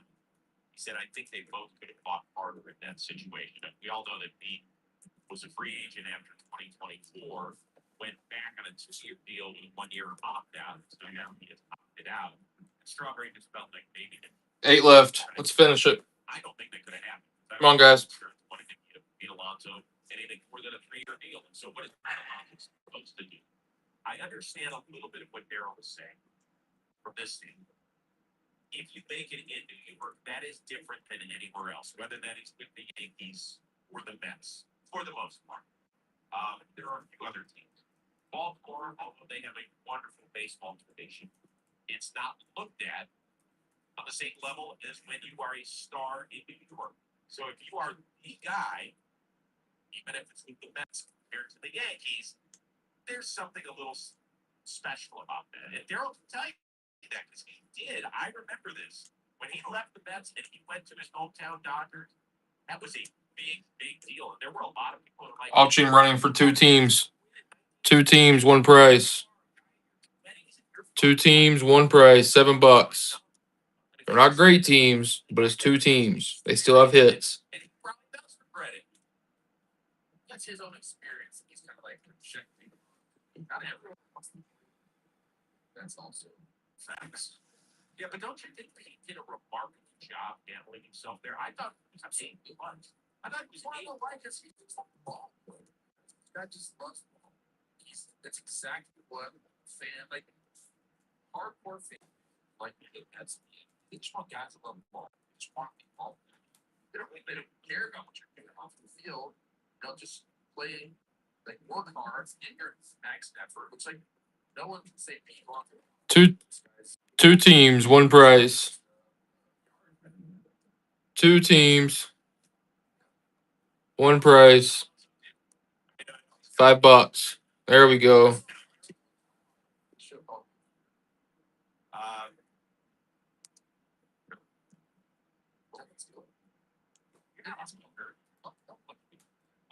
Thank you, Jay. I'm not. I do like the outdoors a lot. So sometimes he goes fishing. It's the same guy. It's not all. You go fishing one time a year with you. That's just. How many? What was it? I just got a freaking walk down in Cabo like 3 weeks ago. That's different. That's rich people fishing. That's a big fish. That is definitely different than. I mean, it's ocean. 6 teams left. Let's finish this. Pacific outside of Cabo, we're gonna die. Okay, fish. You know what? We need the fisher men and women in our greatest bass fishing lake in the history of the world. Casting lake. You didn't know. What was the last time you fished in Casting? It's been a while since I fished it. It's changed.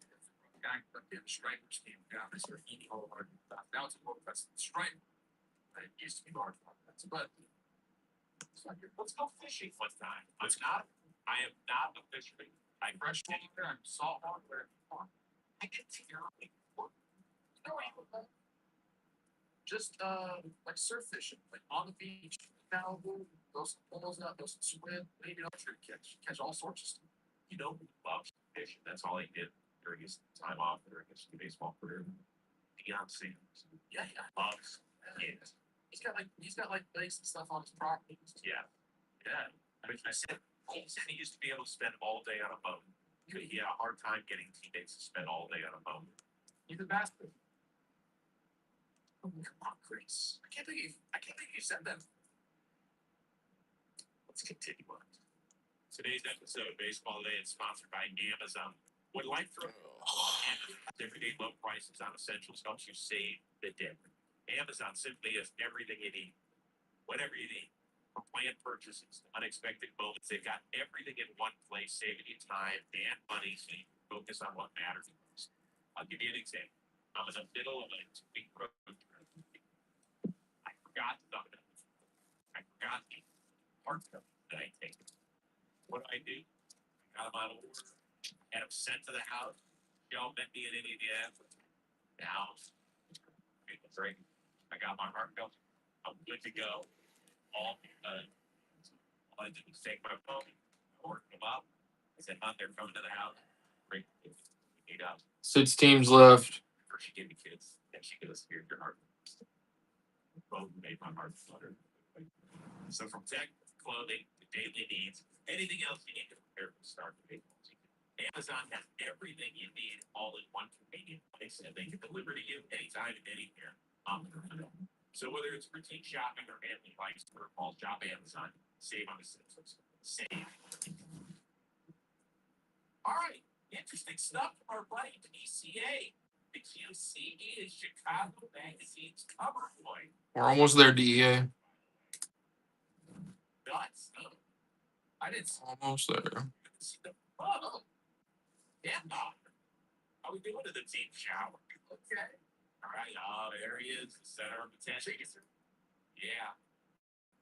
All right. So he talked about a whole bunch of different things, including helping the Cubs get back to the playoffs. His quote was, "Fucking playing for if you're not trying to play in the playoffs and win the World Series. There's more to life than baseball, but maybe not for me right now. That shit is my life."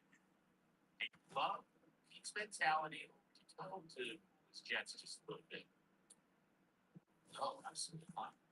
It's cool to realize. It's cool to realize, like, when you're in it, you realize how much it means. A lot of times you just like got your head down, just work trying to survive, and you don't really give a good perspective on kind of like what you're doing. And if I was to talk to guys, like young guys, and tell them, listen, this is your shot. Like, this is the time to go all out, everything you can. I wish somebody kind of told me that every once in a while, that Justin will know kind of remind me of it. But again, it just kind of lose track of it. Just kind of, it becomes just like normal to you. And I think every once in a while, you zoom out and say, "Oh, this is the most important part of my life." So now, what I have to kind of like push everything into the middle, just go all in. And if Pete's at that point now, it's next. What's up, fool? So I went to Cubs spring training last week, and I spoke with him. And one of the questions I asked him, Your Brewers are gone, man. Your Brewers have been gone. Veteran manager or coach on your baseball journey. He said it was actually last year, Craig Counsell telling me, "Give yourself grace." And I think one of PCA's wonderful attributes that we all love as a player is that he feels like he's going at a million miles an hour all the time. 6 teams left. Let's go ahead and close this out, guys. How to dial it back and be okay with just not being good at times. Like, he was more on things. He had such a wonderful first half. And then, like, the middle of July hit, and he was a totally different ball player. He had a sub 450 OPS in August, sub 450. He had sub 650, then in September. And you could see when he got a couple of big hits in the playoffs, how much of a relief it was because he was so tightly wound. So with the quote, I love it from one standpoint because he won a guy who's 23 years old to be all in and not just enjoy being a big leaguer, but enjoy winning at the highest level and chasing that dream. But I think people around the game, the best guys there are the ones that are able to find. All I'm saying is, fool, for that. And I worry The Angels are still there with the Trout and Otani auto. he hasn't quite achieved that part. Is that possible? I think everybody goes, especially when you have that initial success. Just saying, Otani signs one card in the Angels. One card. That's a great feeling to have. You have to continue to find that. But you are, whenever you do have those struggles, like it wears on you. Big time. Given Mike Trout's not the man that he used to be, but his auto still sells. Like, I don't want to be up here. I want to just be this calm. You know Mike Trout and Shohei Otani. It's like you know Altuve from the Astros. I'll give it to you. I don't know any Rockies. I'll give that one to you.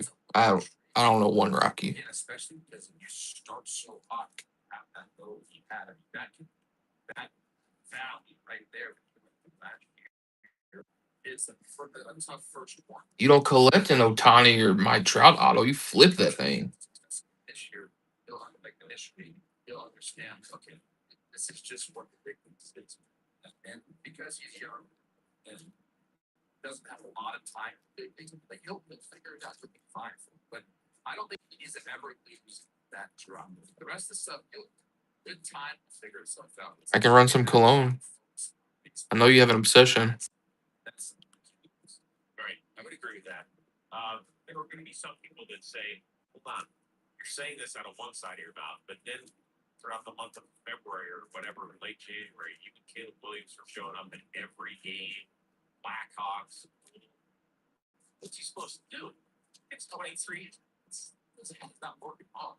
Right, exactly. So it's a slower roll. I love him, and he has really become a media in the city. I can run you some perfume for Sam. I think he's well thought out. He's got some parents that have done a Just don't tell Caitlin. and he has seen the success. The first year he came up, he went, what was it, like over 14 or something? He carried that into the offseason with him. And started kind of first out. Oh. Just the way he plays, man, he's fun to watch. One of those dudes where, as long as he's not Busted. fan of another NL Central team, I think he's an easy fan favorite. He's one the wrong thing. He did add in this art. 6 teams left. Let's make something work. Just an incredible city. The people are great. They give a shit. They aren't just baseball fans, but like Dodger fans, big pictures, whatever. They're paying attention. They care. 6 teams. Okay. Again, well, Pete, young ball player, there are times where you're giving an interview that was going up to your fans, or maybe like, you're a panel and your fans are there asking you questions. You just want to give the answer that appease them. You forget about the rest of the world. You're like in that moment. I'm gonna say the badass thing to my fan base. And you forget, like it's get out everywhere. I think that's what happened. It really wanted cheap shot the Dodgers, but I feel like he wanted to pump the fan base up in doing that cheap shot Dodgers. Because he knows he has an LA guy. Like, go to the Dodgers game. There's, of course, going to be people there that are just there. 6 teams. That's all we got left. The Natties, the Angels, the Rockies, Cubs, Guardians, and the Astros.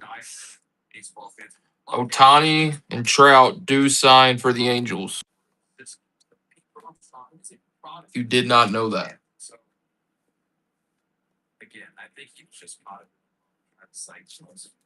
$18 for the chance at an Otani auto. It's kind of hard to skip out on that. Then on April 24th, when he steps into the batter's box, for the first time, it's not going to be friendly at Dodger Stadium, even though he's from there. Maybe in years past there was clapping. There will not, because people are going to blow that up. And if you say it, you got to wear it. And he'll probably come out and backpedal. 6 teams. Saying, yeah, I didn't really need that. Uh-oh. He was going to buy you some perfume, Sam. People, they probably read that. Well, look, There's Cubs fans that go there to take selfies. Not every single Cubs fan. It's true. I mean, for years they were crappy teams. Go ahead and close this out. 6 teams left. You go party it up. The game is just kind of the game. She just showed up out of nowhere.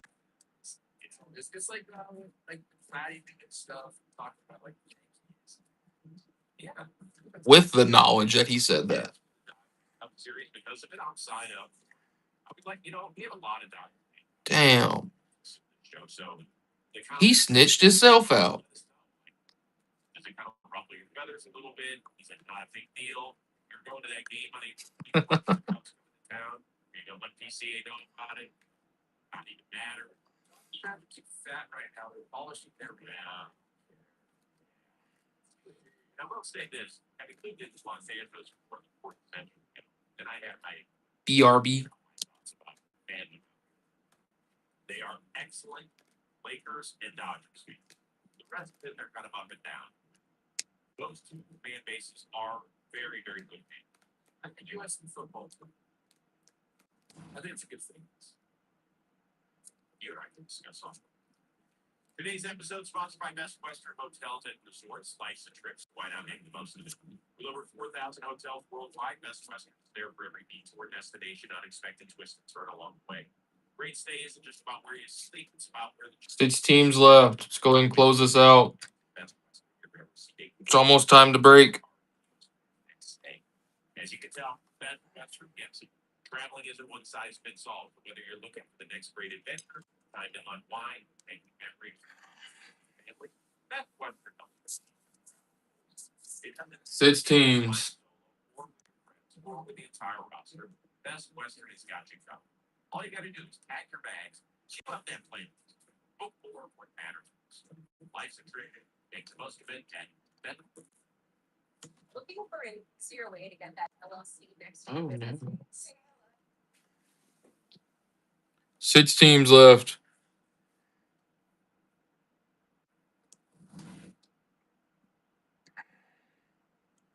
No way. No way. This means baseball's back. Here's what I'm willing to do. Get one of these teams sold. Hello and welcome to Talking Baseball. It's Team Profile and Projections brought to you by T. There you go. Rockies for 5. Format this year. Should have closed this out. I thought you weren't going to do anything. Try to build up. We got a long season. We got October ratings coming. Then TPP's his first couple rounds, we're going to kind of knock off a few teams at a time. 26. That's right. We're going to. Thank you, buddy. Thank you. Give each of them around 10 minutes or so. Some don't have that much. Your fan base would agree with us. But you're not trading. All right, 5 teams left. Let's close this out. I don't know. This does mean we are back. Look, and you know what? I know this is very as voted live. But You know, local pickup was turned on. well, with all of that, let's do it. Your 30th ranked team. A flight's just going to cost more than Chelsea Wingers. me mailing it, though. Rockies last year, you guys remember.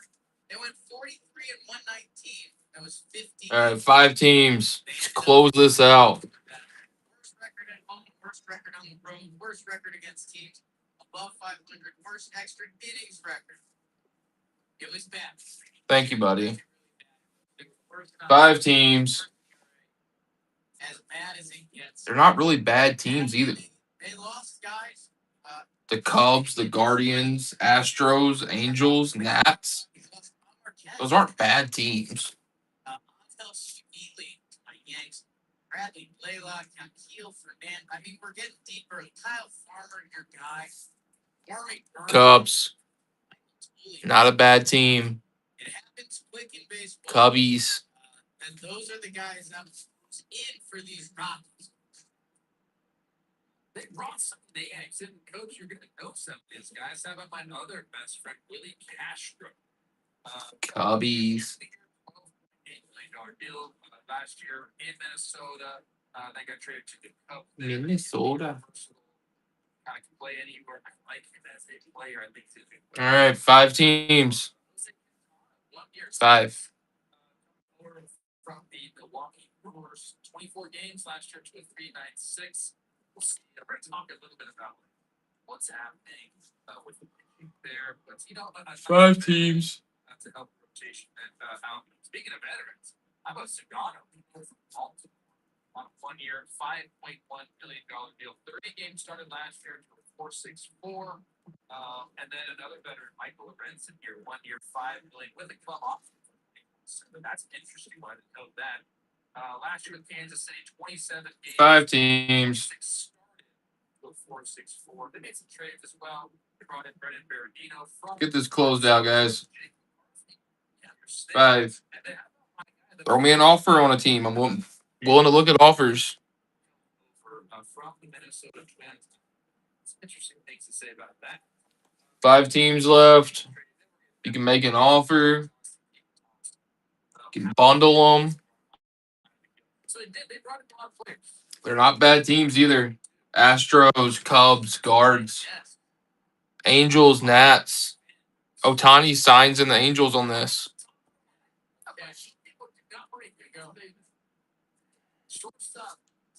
Otani does sign for the Angels.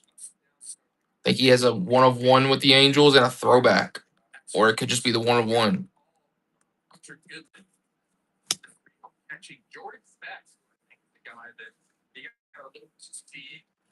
Are there going to be steps forward this year for him? He looks the part, that's for sure.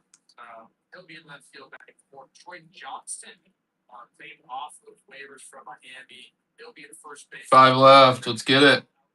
Center field. I mentioned Willie Cash. Come on, guys. Third base. And then McCarthy in right field. They have any listed. 5 teams left.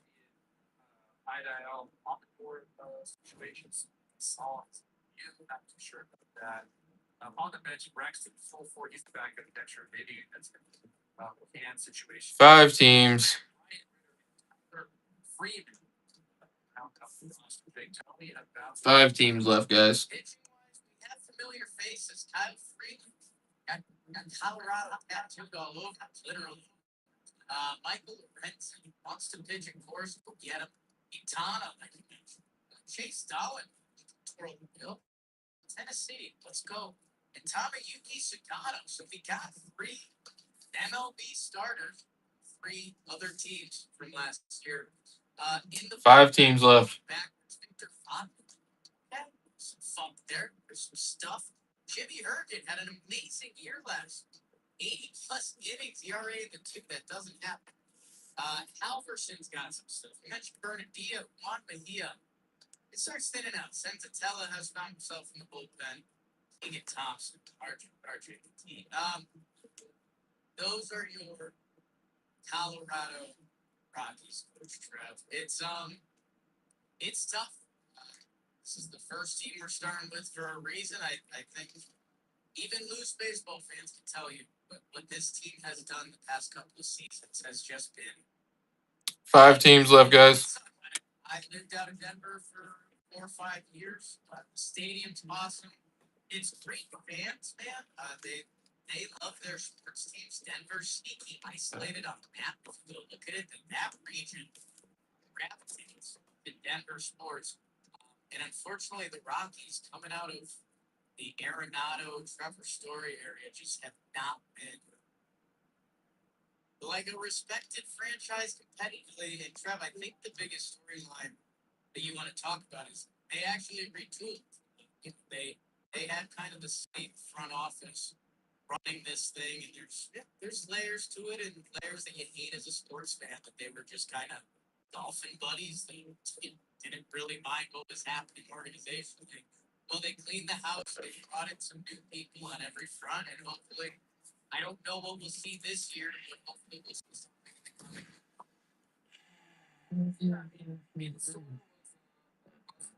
The Rockies hiring from within, really not kind of following the trends of baseball. That's maybe the negative now in the information age, if you will.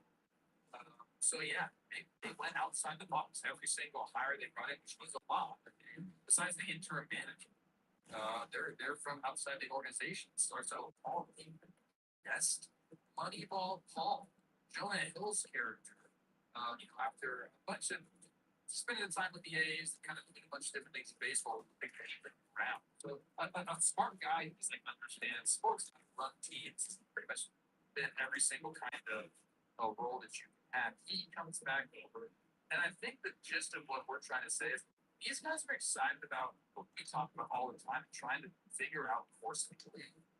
Because there's been talk of the Reds that have said the same thing. Like there's a challenge there. I think a lot of these guys are very smart.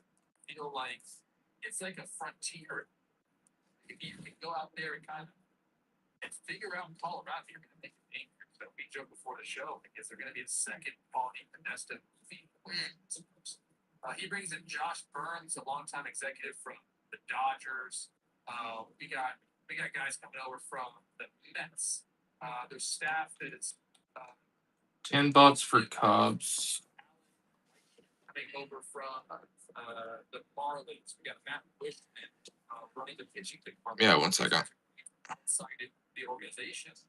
And the Reds had a quote saying, like, I know a lot of these guys. They're all like outside the box. It's exactly what the Rockies have needed for quite some time. They just haven't had that crazy thing that hasn't been kind of the way they've gone with just the extremities of course field. So I want to talk about one guy in particular, talking about Leitchman. Hopefully, he's the guy. You remember last year we talked about in Marlins dugout, hauling pitches.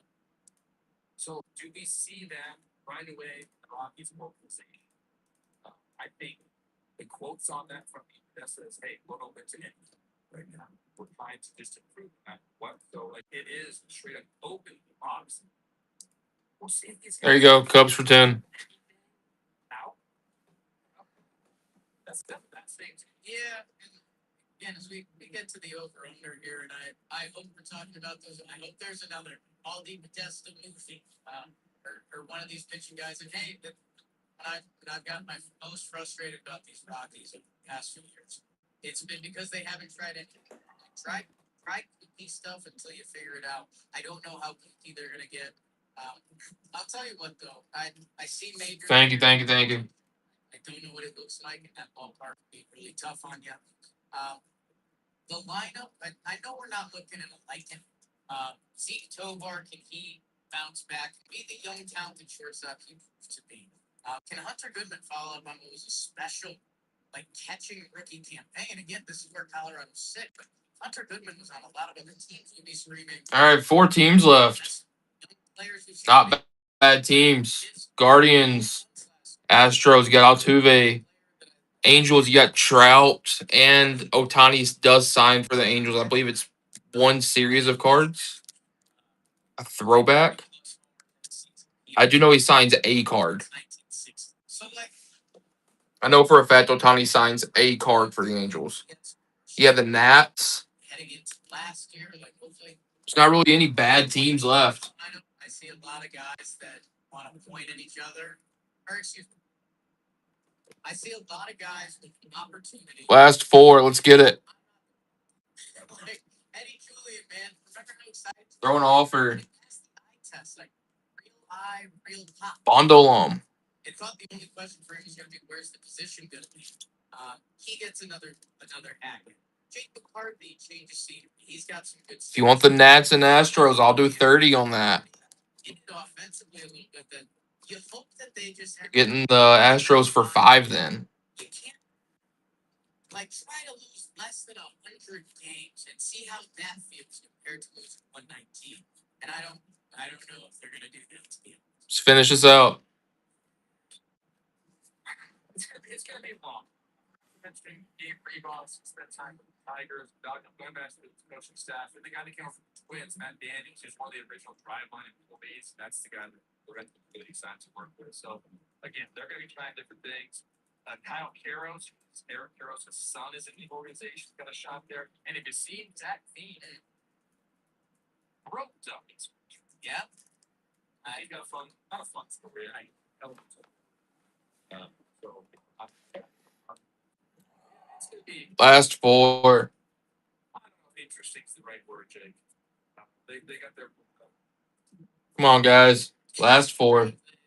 DraftKings over under the Colorado Rockies. 53.5. One of the low cards I've seen set going over, you going under. You know how I do this? I just can't imagine team losing that many games. 108.5 losses. I think so. Yeah. Got, yeah. 43 wins last year, so they beat them by 11 wins. Kind of crazy.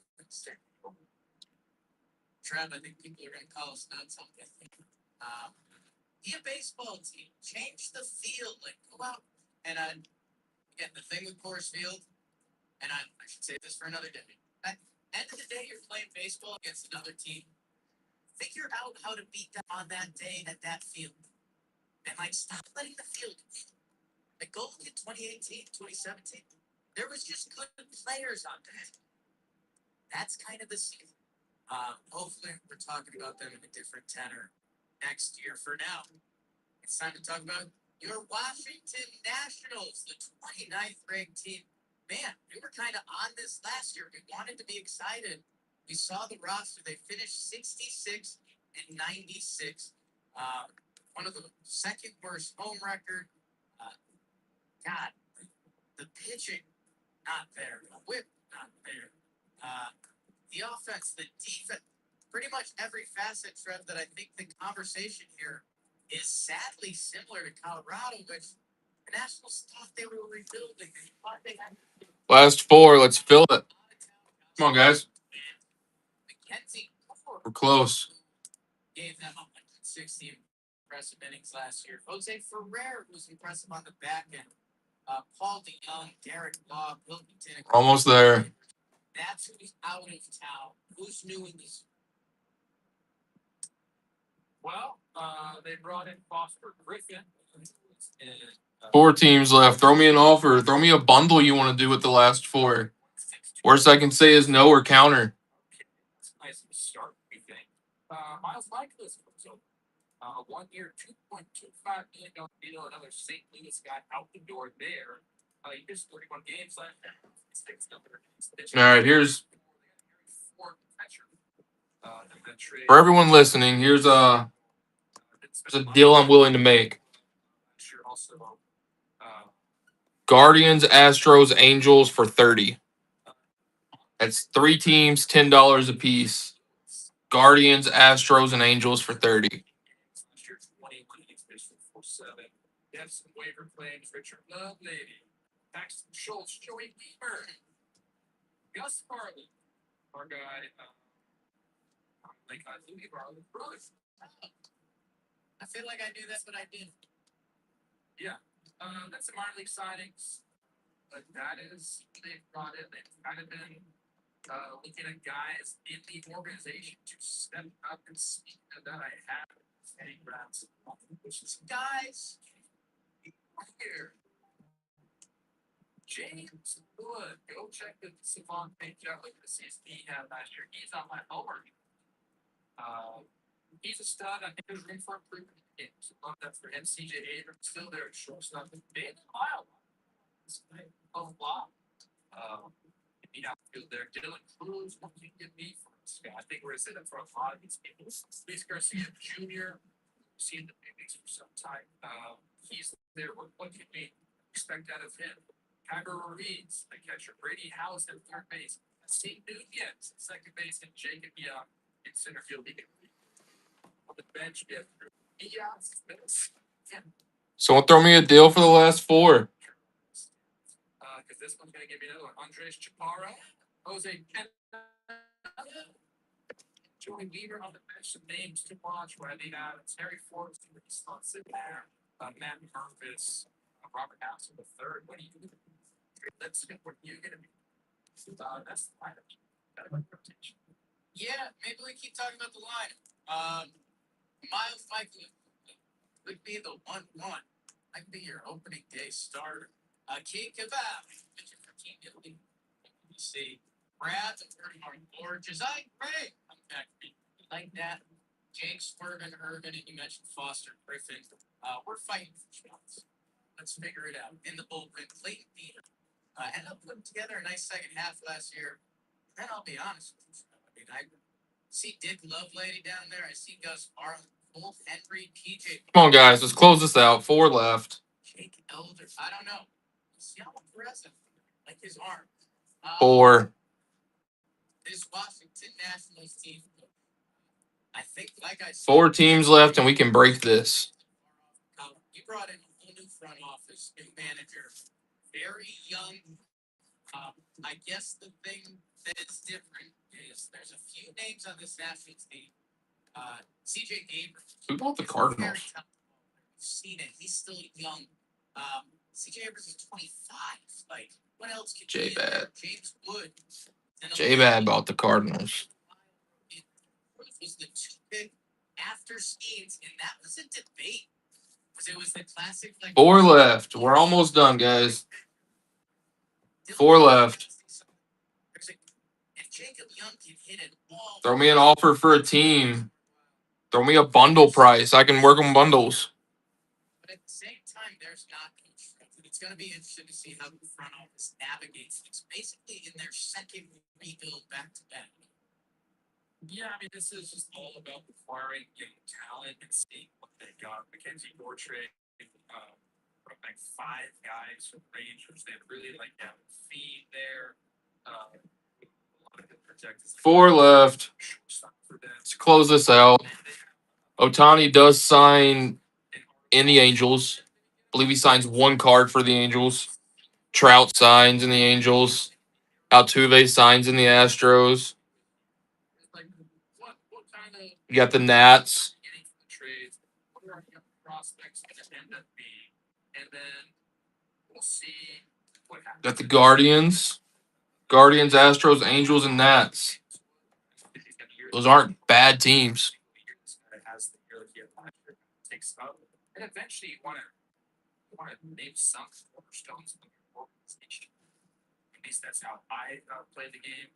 It's a complete overhaul. We talked about the Rockies and that's what they did with their front office right now. Age is for the new national leadership. President made baseball ops 35 GM. I'll let you get them for 10. That's like unheard of.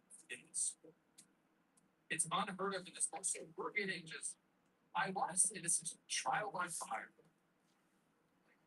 with every.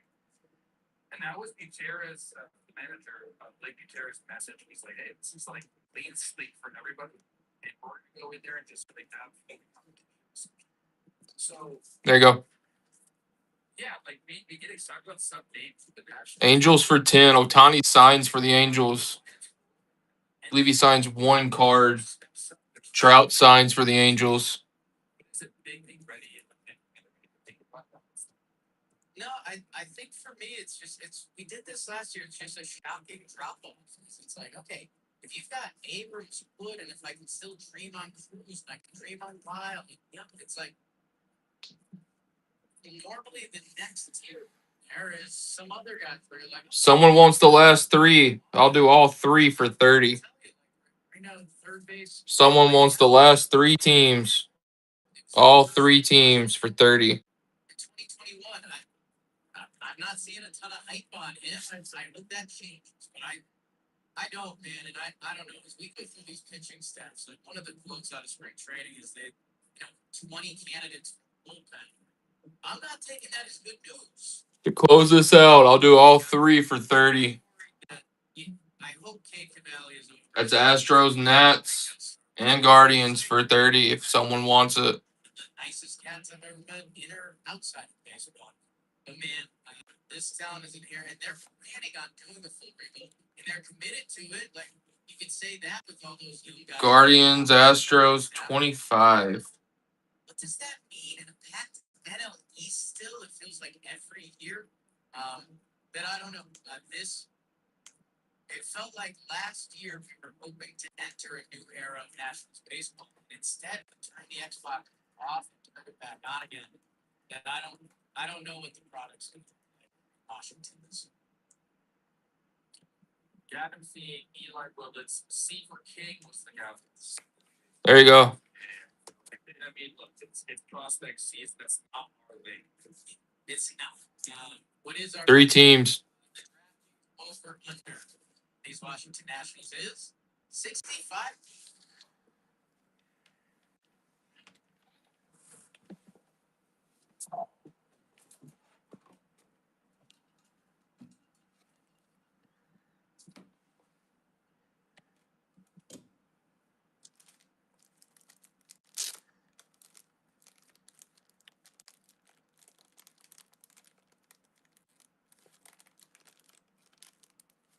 Sniper.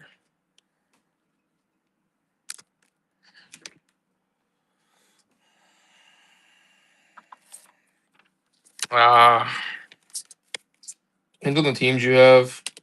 All teams have autos. Just depends on the player.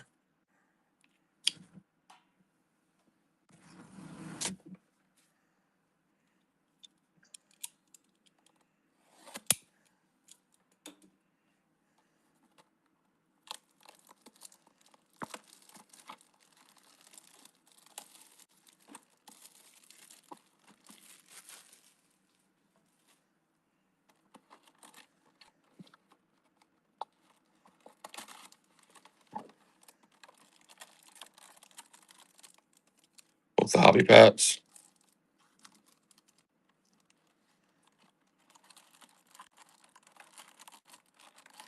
Nah, dude. Nah, dude.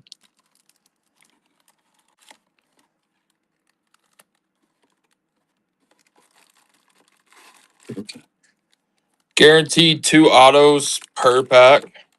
There are bat relics, jerseys, jersey relics, and all that. But there are guaranteed 2 autos per jumbo hobby box.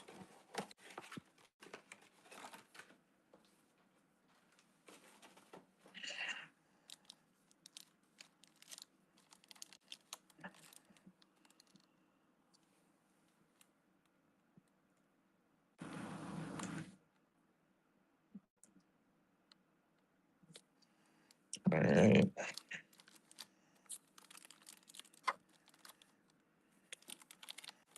I mean, they're not the worst team to have, I don't believe.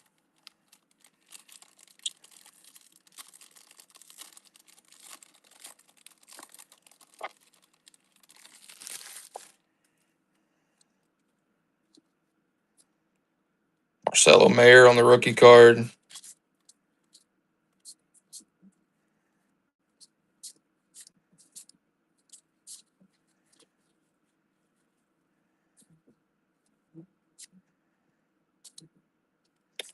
Keep bets on the throwback. Is that just a base?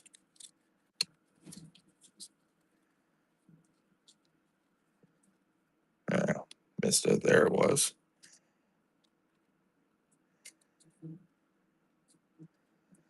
All right, for the Yankees, Boston, and Yankees. Whoever has the Boston and Yankees, it'll be randomized at the end of the stream.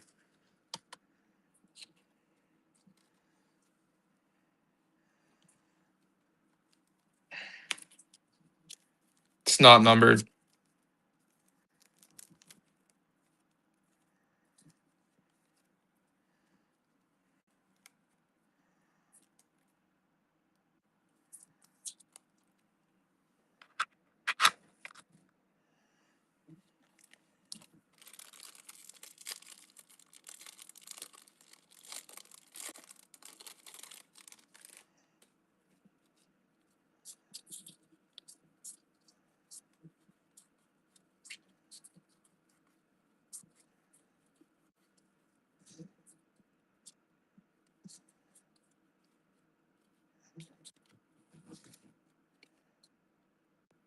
Tart Screwball on the refractor.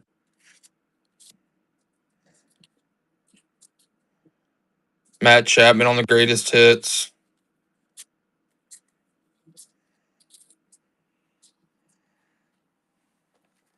Scoop balls for Detroit, the Lions.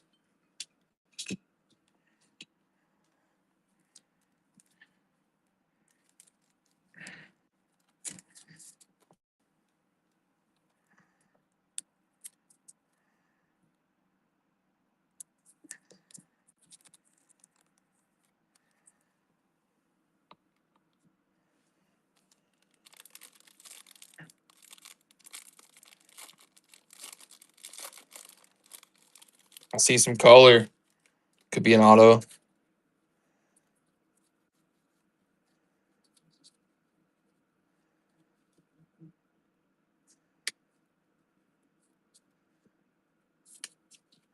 For the Brewers, the refractor. Derek Jeter.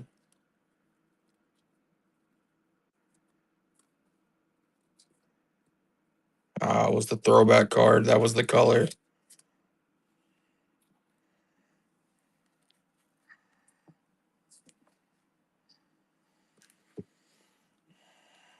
Well, it's been pretty dry so far. Nothing. Nothing at all.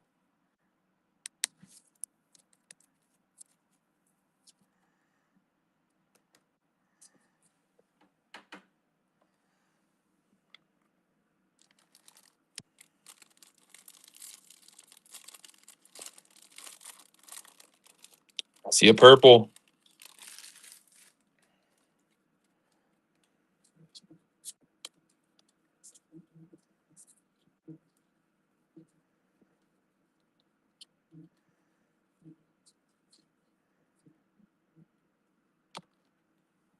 All right. It's going to be numbered to 250. Yankees, Blue Jays, and A's. Also will be randomized at the end of the stream. 1991 relic card for Roki Saki, the Dodgers. Roki Saki. Oh, fuck. And Guardians. Jose Ramirez not numbered. It's the shimmer insert. Comes in all these packs. What comes in the jumbo hobbies?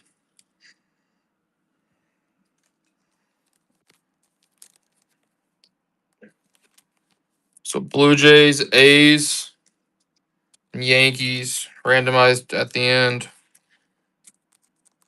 That's Bobichet, Aaron Judge, and Wilson.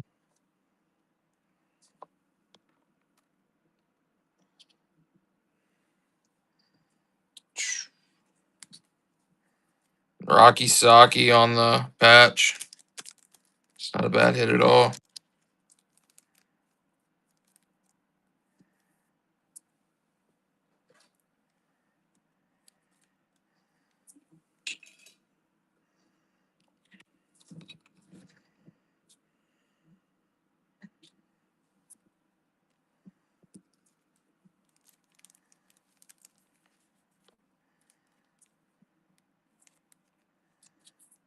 The purple was numbered out of 250.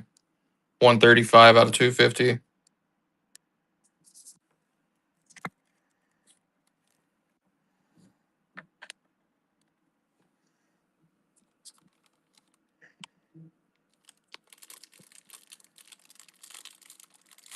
We haven't even seen our first auto. Kind of crazy.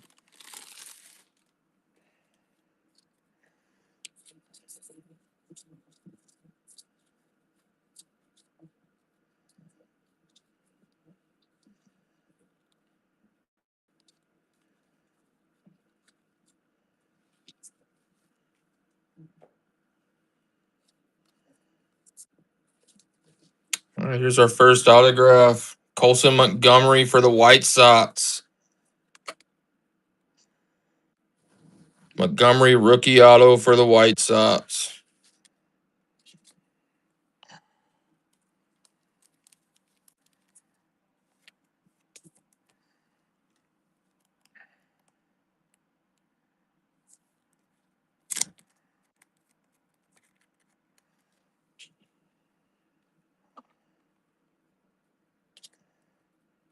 Zayat Collins on the shimmer for the Brewers.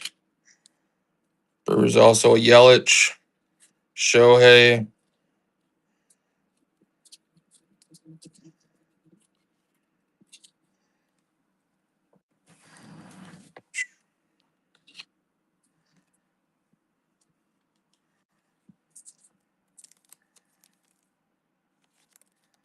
All right, that's our first auto. And for one more.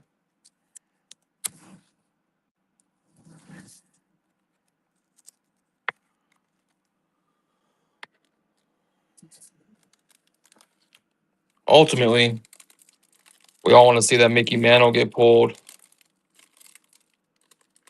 Like there's a green.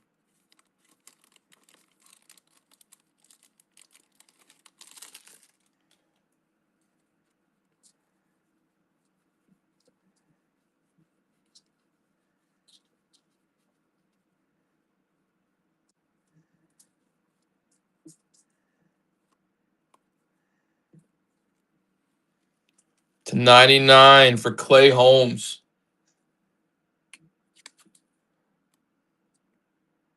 To 99.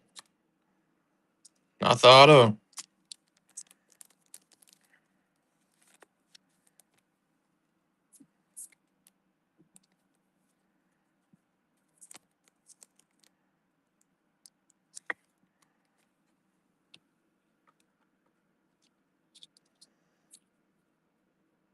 Right louder on the shimmer.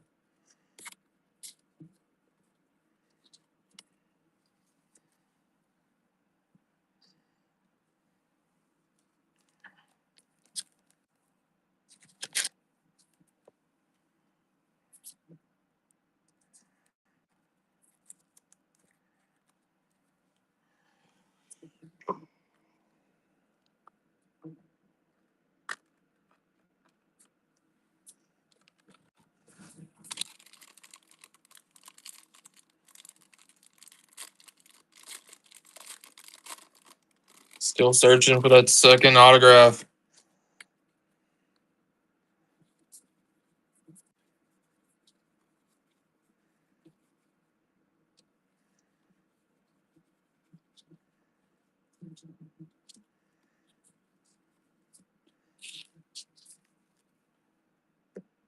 Marlins. Refractor.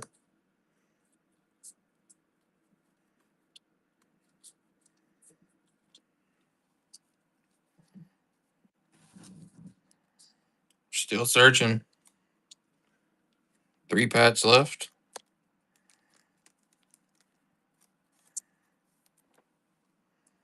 No Boba Chets. Nothing.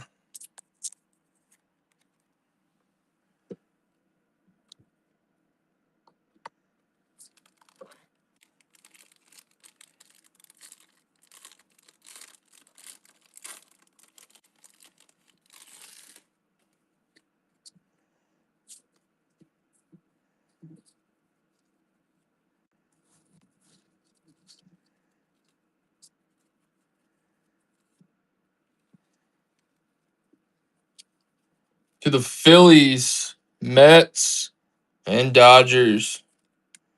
Refractor has the Otani.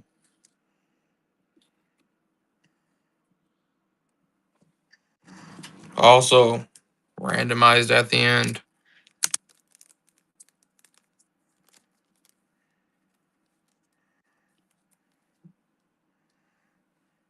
That's why the Rockies were cheap, man. Think anyone wants them.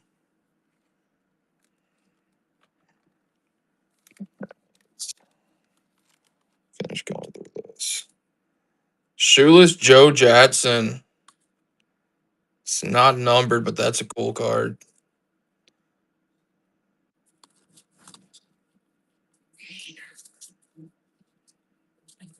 Shoeless Joe.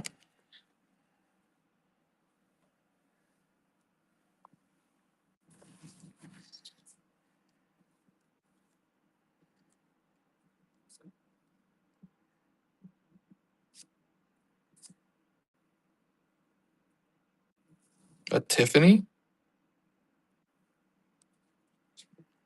I'm not sure.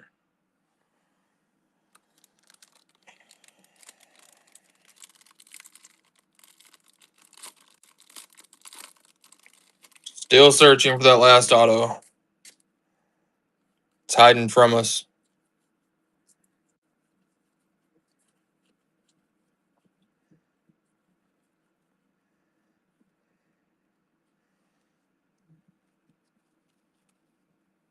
It's going to be numbered out of 2026, if I'm right.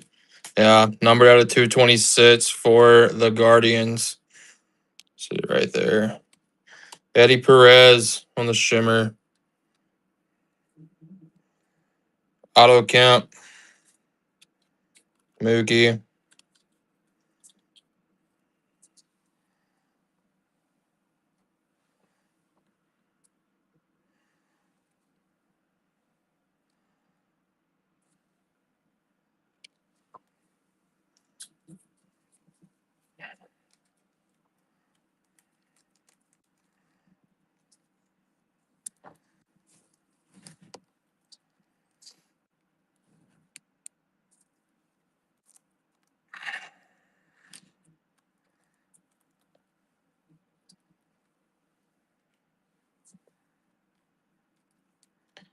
If you weren't in here and your teams are one of these teams that has 3 teams or more on a insert over here, it'll be randomized at the end for which team is going to get them. Just so you are aware. All right. Oh, there's the Rocky Saki. Let's move him over here.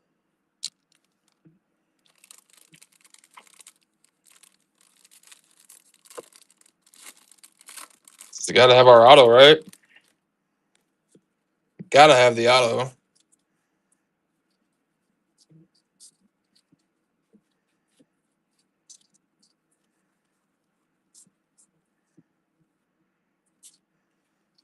right.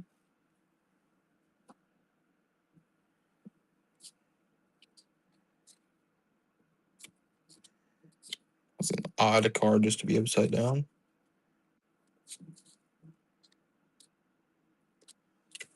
There's our auto. Or not. Edward Cabrera. Fernando Tatis Jr. Aaron Judge.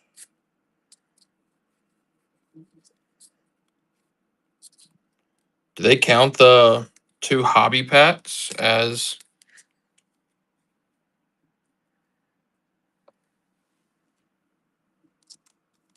an auto? It's in here?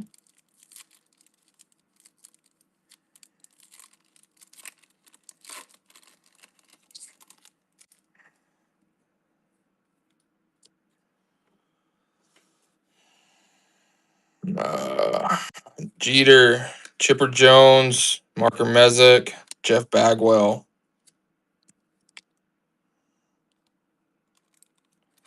I believe we're going to be missing an auto from the looks of this.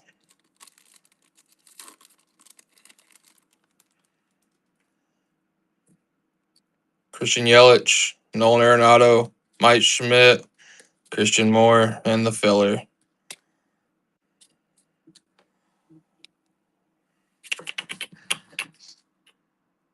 Well, that's shitty.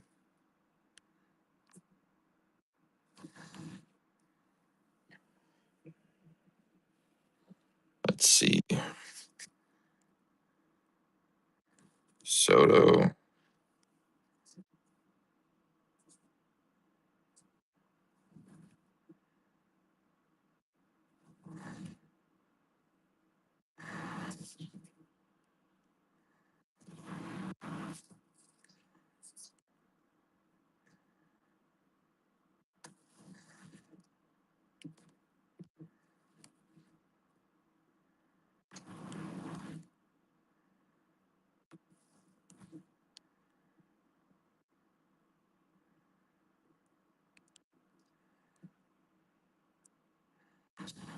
All right, shuffle, shuffle.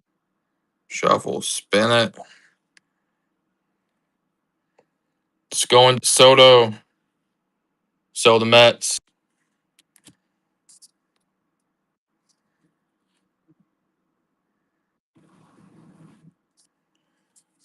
Write that down.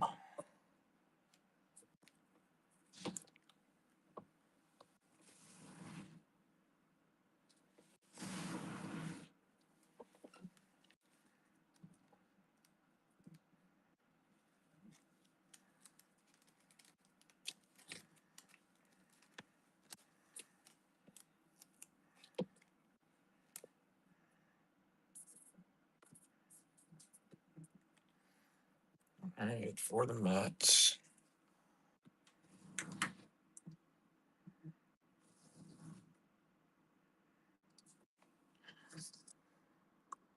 Wilson. Chet. And Judge. Shuffle, shuffle, shuffle. Spin the wheel. All right, the purple's going to Judge for the Yankees.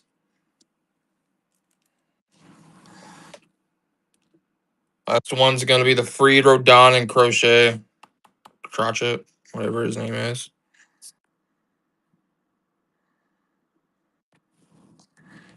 Rodon.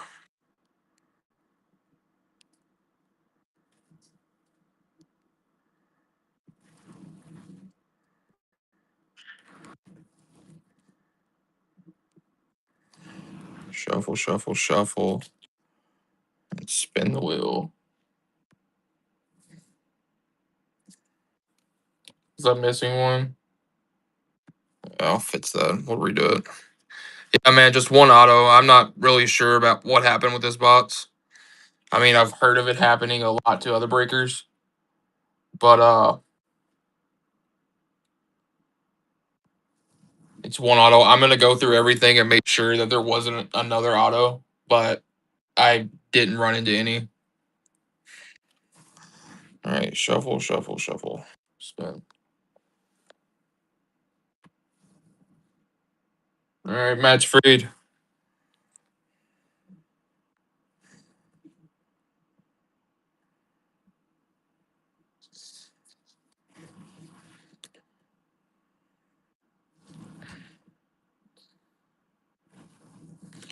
Any questions with the breaks? If not, that'll be all. Everything will be shipped out tomorrow.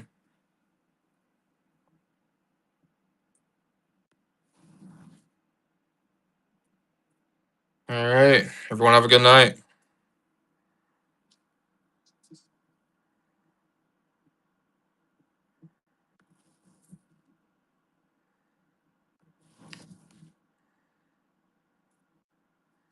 Let's go over here to Boston Wick. He has some good singles.